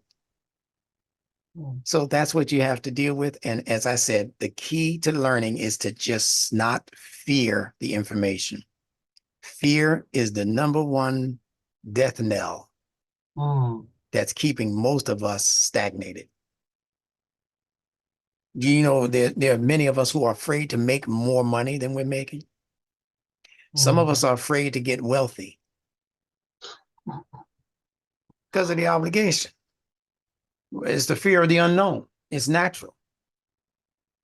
But understand that although you don't know what it is, that Allah knows what it is. And you ask Allah, if it's good for you, bring it. If it's not good, keep it out of your way. And then proceed to the next thing, the next part of the journey or the challenge that's in front of you. All right. So anybody else have anything to add? I came in late, but when you started speaking about the water cycle, and I just heard a beautiful reference about water this weekend, and they called it liquid sunshine. Yeah. I love that. Rain. Yeah. Yeah. Yeah. Rain is liquid sunshine. Yes. Yes. And you know, there are people out here, as the Quran says, that everything that Allah reveals, Satan comes behind it and tries to duplicate it. And I bet you right now there's some drug dealer out there that's got a drug called liquid sunshine. Wow. I bet you. Yeah. Propofol or some old liquid. Yeah. You see, listen to this. Now I'm going to say this and then I'm going to be quiet because this is going to be a heavy clincher to end on. During the rest of this semester, as we segue off of the YouTube and all of the things that they won't allow you to talk about, is going to be this category of subject. And that is what the language conspirators and the social manipulators, two different groups, what they are doing, what their strategy is for how they are able to capture so many people on this earth and keep them subjugated without a physical nothing, no ropes, no chains, no nothing. All of the ropes and chains are right here. You understand? So I'm going to show you their strategy so that you'll understand how they are keeping so many people captive without laying physical hands on them. Their strategy is built into an understanding of ancient lore, L-O-R-E, meaning ancient myths, ancient narratives. They've been able to take the mythological aspects of these ancient stories, even ancient religions out of ancient Babylon, ancient Sumeria, ancient Mesopotamia, ancient Greece, ancient Rome, and they've been able to advance the logic of those stories into the 21st century. So what you're really seeing in the world today is modern Babylon, modern day Egypt, modern day Sumeria, because they can't invent anything new. They have to go with what's already been established. They only got a certain timeline to get this scheme in place so that they can rule the world like Pinky and the Brain.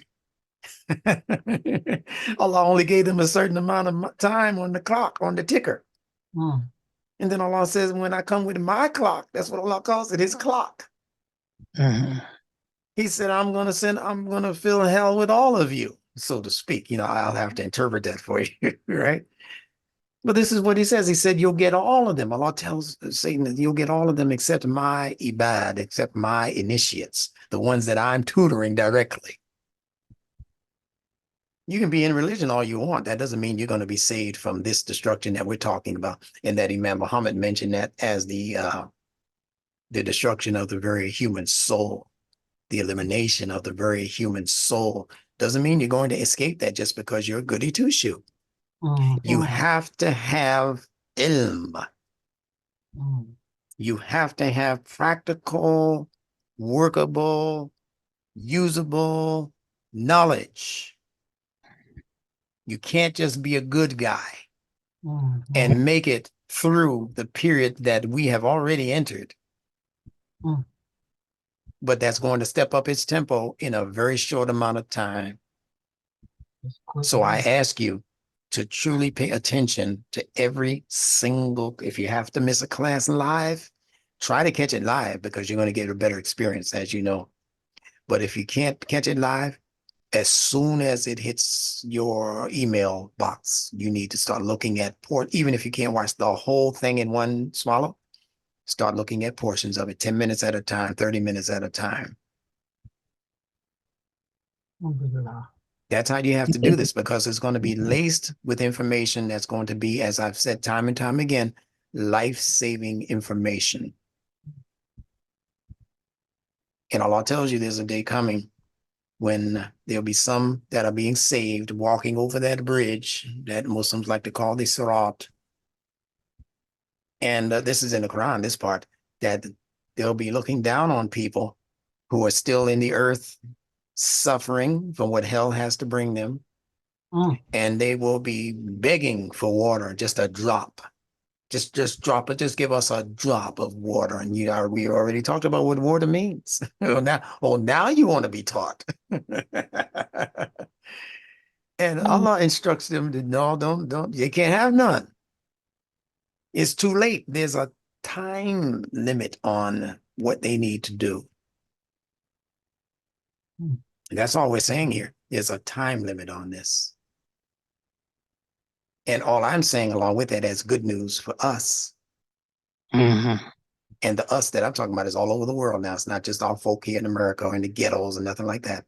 The us I'm talking about are those who hear this message and become wide awake again. Understand that there's a scheme, but there's also a way to sidestep the scheme while the rest of the world is crashing and burning. I hate to say that. Yeah. You don't have to be a part of that. You have to know what to do, though. That's why you need to continue to listen, because we might be going down this direction right now, and then we might have to suddenly shift to the right and be on a whole new track. That's why I send you blasts from the past, so you can compare what I was saying then before I made my right shift to get away from the phrases like Allahu Akbar and that kind of thing. When I was still saying Assalamu Alaykum, I send you that on purpose. So you can say, oh, the instructor said, he said it there. Well, what happened? Well, I shifted. I did what I'm asking you to do. And I'm not ashamed of my history or my background. I want you to know, here's where I was in 2007.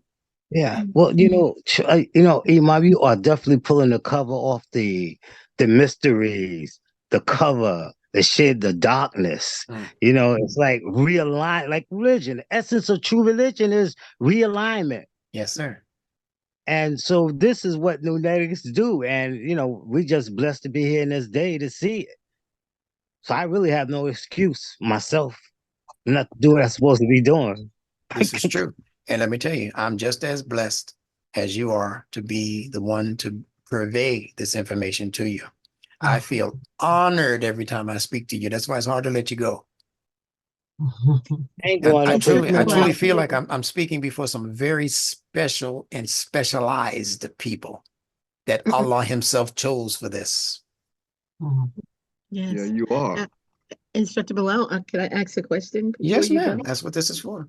When we were talking about the water cycle, I was thinking about the polyfluoroalkyl substances or the forever chemicals, and I just wanted to know if Allah addressed that in the Quran. Maybe not that way, but maybe in a different way. I don't know. You got to break that down for me. I told you I'm just a high school graduate. Forever chemicals, they're called PFAS. Oh, forever chemicals. Okay. All right. Yeah, polyfluoroalkyl substances. I got you. That's like contaminated the water environment. Yeah. Everything's completely saturated now. Yeah, that's like the first time I heard that DNA meant deoxyribonucleic acid. I'm like, when I learn this, I'm going to show this word off. But listen, right in the middle of that word is the word rib and rib. Deoxyribonucleic. Some people say ribonucleic acid. So that's where I found Eve, who was made from a rib in the Bible. The manipulation of Eve in the Bible by the serpent, your DNA spiral, is the manipulation of your DNA. Modified DNA, that's what they call it. RNA. Yes, both. The RNA is simply the replication of the DNA, just like the messengers are simply replicating the message that was received initially by the prophets. So the prophets represent the DNA, whereas the messengers represent the RNA. Wow. They don't bring books. They only repeat or expand upon what was already given to you by the prophets before them. Is this making sense to most of you? Oh, yeah. Alhamdulillah. As I said before, Imam Muhammad told us that the sciences that are in the Quran, this world hasn't even touched them yet. That's our job. If you study hard, as I always tell you, you're going to come into this, and all you got to do is push past the first muscle. You know, when you start exercising for the first time in a long time, you get that burn. They call it burn. But you push past the burn, then it's like, what else can I lift up here? You know, what else can I stretch on? You know, that's how knowledge is. And when you first start studying, it's like, oh, this is too much, man. I'm too tired. My brain is tired. Push past the burn. That's your qualification. Any other questions? This is great. I love this. But we're only going to go another couple of minutes. Yes. Assalamu alaikum. Alaykum salam, Muhammad. How are you? Muhammad Alam Ali. This is just a matter of pure science. And I say this because if you would just study the logic of pure physics, you can see the scientific steps or the scientific position that this is all about. It's beautiful. Praise be to Allah. Yeah, indeed. Yes, indeed. I'm glad you're acknowledging that. And you know what? No, well, before you go, I see Miss Sophie had her hand raised, so let me bring her. Sophie, you there? Yeah. Yeah, okay. my fingers don't work well. I'm sorry. That's fine. It's okay. I at the moment when you were explaining the word surah and then series. Yes. The definition, your definition that you showed. Yes. From the word series, and then you talked. Yeah, the word chapter is not important. It's all the other words that are important. For a positive speaking of what is the meaning of Al-Quran. But when you were reading that definition of the word series, what I was immediately thinking was that is what also why you have to go off of YouTube and want to explain to us all those things that are happening. All those words, if you read those definition for series, that is what they are doing. Yeah. What Ali, it's in the positive way you can speak about Allah and the Quran, but for me it's like if the definition of the word series is exactly the same for what the bad people like Bill Gates and all those people. Yeah. Those words fit also on their actions and their big plan. Yeah. Or is as Allah says, I mentioned it earlier that whatever Allah has established, says Satan comes behind it and tries to duplicate it. Yeah. In baseball, they have something called the World Series. Yeah. You understand? Yeah. And they have 4 bases that the batter has to get around until he can make it home, right? In the movie called The Wizard of Oz, there was Dorothy and her 3 companions. Dorothy was trying to make it where? To Oz. No, home. Okay. Home from Oz. Yeah. She was trying to make it home. Just like the baseball player. When he's up at the home plate, his objective is to come back home. So her whole journey was to make it back home. She didn't realize it when she was going through those challenges. But that was the crux of her entire mission, was to make it around the 3 bases. Scarecrow. Yeah. Tin Man. Who was the 3rd one? Lion. Cowardly Lion. Yeah. That's where we are right now in the scheme with these cowardly lying politicians, because he represents the king, the authority in the land. That's the politicians. But we had to go through the Scarecrow. Now look who the Scarecrow is now. It's people like Bill Gates, who are buying up all of the farmland around the world, and especially around this country. He's the majority shareholder in the land that gives us our food right now. That's the scarecrow. See, they took the good story and then they substituted it with the poison story. So the farmers were the first ones who were attacked by Monsanto. Remember those big boys? And So what happened?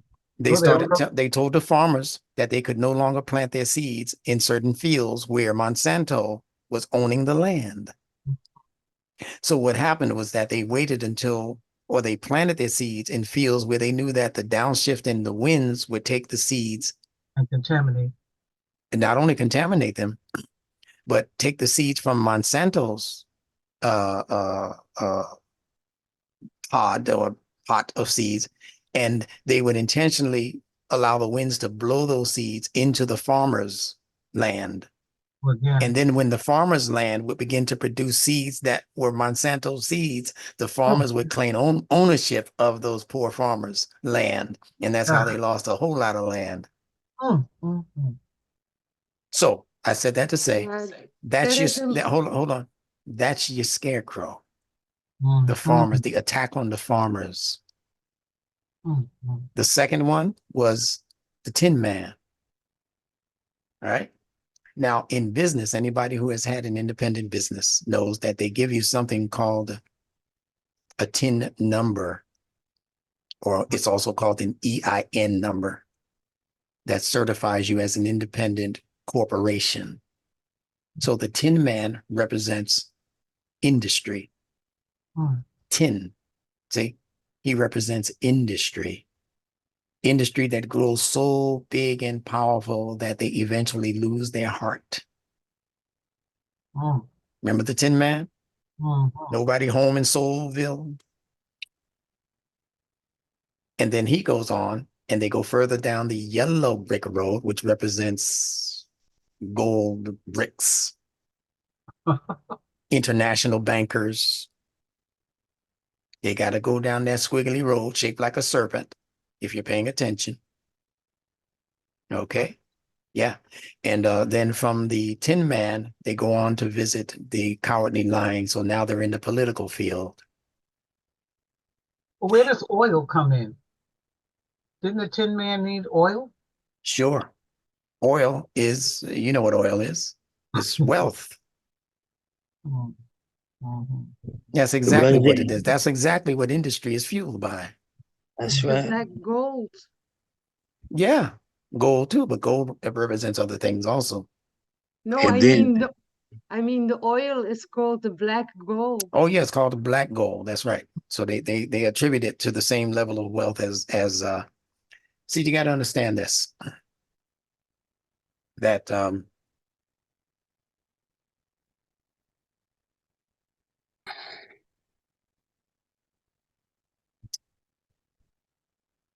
I gave it to you. I gave this idea to you in several cartoons and fiction stories or fictional stories, but let's just make it like this so we don't have to go through another hour's worth of this. And I'll use this as an opportunity to put together a full-fledged presentation on what these mythologies and cartoon figures and all of, I told you about Popeye not that long ago, right? I was just going to say that, Instructor. I never watched that show the same ever again. I just watched the episode recently. Yeah. Yeah. Never going to look at it the same again. Yeah. I totally understand that fight for olive oil. That's the right. character. There's your oil. The oil is over there in the Middle East. Beneath the sand. That's right. And the ship, commerce, the ship. There you go. The pipe. On the water. That's right. On the water. All right. So when we begin to look at it with with fresh eyes, as they say, man, you see so much wisdom all the way through these stories. And all you have to do is be told what one or two, three things mean, and then you start comparing notes on the other stuff that you're watching, like your Three Stooges, that's just your triune brain gone wild. Mhm. They're giving you these stories over and over again to show you how they are manipulating the human race. You understand? They are manipulating to no end the human race to prove that the human being is just a knucklehead, knee-jerk reactionary creature. And they don't know why Allah ever gave the true human, the ability to run stuff. That's Iblis's argument in the Quran. You created me from fire. Fire is industry also. Look at the smokestacks. Yeah, it's industry. And you created him from clay, this malleable stuff that anybody can touch him and change his shape. Wow. He want to create a whole new being. Yeah. He wants to create his own creation. Yes, and he's well on his way to fulfilling his ambition. Because the human being can do just practically anything he wants, but he just got a time limit on the evil stuff that he does. He can be working for good if he wanted to. Right. And when you weigh what's happening in the world, not to be a pessimist, I'm not a pessimist, I'm going to prove it to you by this statement.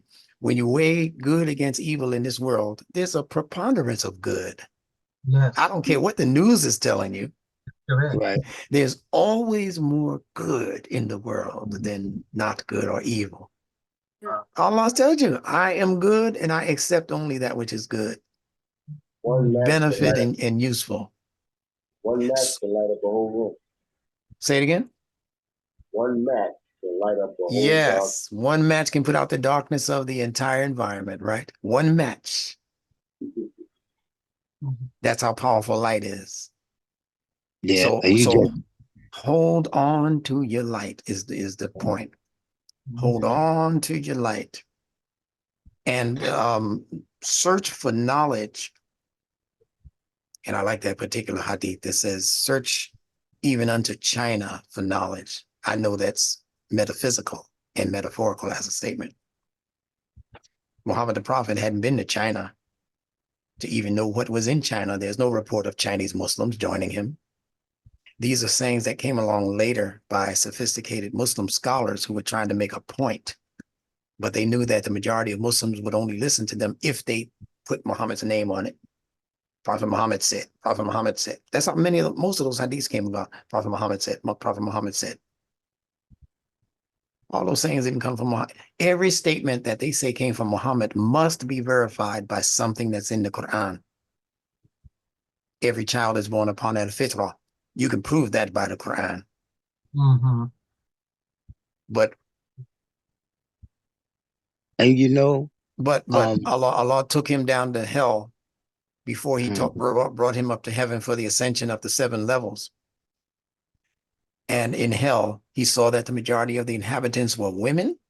Yeah. You can't prove that by the Quran. When Allah is hollering at most of the men throughout the Quran. There's only a few admonitions that he gives to the women. The prophet's wife, why did you say that? And why did you say it like that? But the majority of the Quran is speaking to the male gender. I should say to the masculine principle, not even to the male gender. All of the Quran is speaking to men and women simultaneously. This is the beautiful thing about how Allah words and codes his language. Everything, even if you think he's talking to the men, he's talking to the males and females through the masculine principle. I hope y'all are understanding that by now. Yes. Can I just say something? Yes, ma'am. The masculine and feminine principles that you speak of, it was really powerful like 3 classes ago when you were talking about Al-Kitab. And then you were talking about the form of creation is a combination of form and function. Yeah. And the form, the outer protection, the kataba being masculine, and the function is the internal processing of the instructions, which is the ayah, feminine principle. Yeah, you got very, very, very powerful stuff. And understood that very well. Yeah. And you can take what you just said and what most of you have said tonight, you can take it to any college campus, speaking to any level of professorship. And they would think you have multiple degrees from different places on this planet with what you're just saying today in class. That for you and me, it's just regular conversation about nunetics. But for the people that are about to be introduced to this Nunetics method, you're going to see very shortly, I'd say 6 months to a year from now, people flocking to this method. Yeah, but and you know, Imam, that you can imagine about when the gold brothers of the Moors, the golden ages of the Moors, they was made up of plenty of Benjamin Bilals. Yeah, that's all was running through the centuries. That's right. That's how it started. Plenty of it. That's why that's they how don't the want the story Renaissance, told. the They European don't want this story. They Renaissance, keep this story hidden. the Moors teaching in Spain, teaching Oh those my European Spaniards. This is how it started. They accepted Jews, Christians, Muslims, Buddhists, whoever would come to the circle. And It's mind-blowing. Those who had the knowledge, even if they weren't directly Muslims, they were the ones who were given the attention, given the talking stick, and they would just teach what they knew, especially when that movement went into ancient Abyssinia, into Ethiopia. Those people were responsible for teaching the majority of the then known world. I'm talking about your African Ethiopian ancestors. That's the land that Bilal is supposedly from. They were teaching the entire planet so hard and heavy that the Greeks said, we're going to call those people Ethiopians or Ethiop. And it meant ethical optics, ethical vision. These people are beyond moral vision. They have vision for groups of people that they've never even met yet. That's what ethics are. Morals is local. People your neighbors, whatever, your local city council. That's when you're acting morally, taking up moral responsibility. When they start saying that you are ethically inclined, ethic is related to ether, which is everywhere. So that means that your moral insight has permeated the entire environment, and you're now on a level of sophistication in terms of your intent and your capability to be able to teach anybody, even if they don't presently speak your language, they don't look like you, they don't eat the food you eat, they don't dress with the clothes you wear. You are still qualified through your sense of justice and the fair dealing and all of what the Quran speaks about as major ideas. You are most qualified. So we don't just want to be morally inclined people. We want to be ethically established people. And you can't do it riding the back of racism and crying about being black in America and all that foolishness. You can't do it on the back of that horse. That horse has become a donkey, a burden on our backs, blaming everything on the white man, seeing yourself as a victim of white supremacy and white racism. Even if you are, you got to come out of that mindset. That's what's holding us back. You have to understand what it means to be a true qualified human in this day and time. All of the others are going to fall to the wayside. The people who want to keep calling themselves by color labels, like children talk about colored crayons, they're going to fall to the wayside. You don't even talk about your dog in color terms. Hey, man, I see in the backyard you got a dog back there. Yeah, man. What kind of dog is that? You say, oh, that's a Labrador Retriever. How many of you say that's a black dog? You got a German Shepherd. That's a brown and black dog back there. Really? But when it comes to people, yeah, you're my black friend, I got some friends among the brown people. That's what they call the Indians now, And the people that we're calling those colors, they don't accept that for themselves when they're with each other. Africans don't accept the term black when they're with each other. Indians don't accept the term brown people and red people when they're with each other. They only accept it in front of you. It's what we do in kindergarten, play with colors. Exactly. So Imam Muhammad taught us out of that in 1975. Why are we? And oh man, it's an atrocious crime that I'm listening to some of his folks that have been with him since 1975 and before with Elijah Muhammad. They're now all of a sudden, after he passed, going back to calling people by color terms. Right there in the Muslim Journal, black people. Who's paying you now to keep that game in effect? Weaklings. And that's why you can't grow. Except up to your knees, the knee-jerk responders, knee-jerk reactionaries, That's why they called you Negroes in the first place. You only grow up to the knee. Dr. Bilal, Yes. I know you remember him saying, you think they would me? They ain't with me, they would be there. Yeah. That's what he told them. Right on the stage. Yeah. And he was spot on. That's right. They're not with him. They were with themselves. And the real tragedy is that they didn't even know who themselves were. If they knew, they would have treated themselves better and they would have treated us better. But I don't want to go on a whole rant among, if people get a chance to hear this who don't know the history, I don't want to bore them with this. Suffice it to say that we are on a serious journey right now. Never call your journeys a trip. Adam tripped. He slipped. We're not on that journey. All right. A trip can be a trap, right? We're on a journey, a sojourn. I like that name that they gave to one of us, Sojourner Truth. We're on a sojourn on the road of truth. And whatever you find on that road, if it's compatible with truth, you should accept it even if it's against you. And anything that you find that's a lie, no matter how beautiful it sounds, you should reject it, even if it's in your favor. And what I just gave you is in the Quran in plain language. Be a people standing up for justice, even though it be against yourself, your family. You know the whole lineup that Allah gives. Rich or poor. This is wisdom that regulates nations of people. So we'll get to the rest of that in time. There are two major concepts for even justice in the Quran by two different words. And we'll talk about that in the near future also. So we're going to sign off now. I think I've given you enough time. Yes, you have. To get your questions and comments in. And I appreciate your staying with me and enjoying this learning experience. This is a wonderful thing that we've done for and with each other.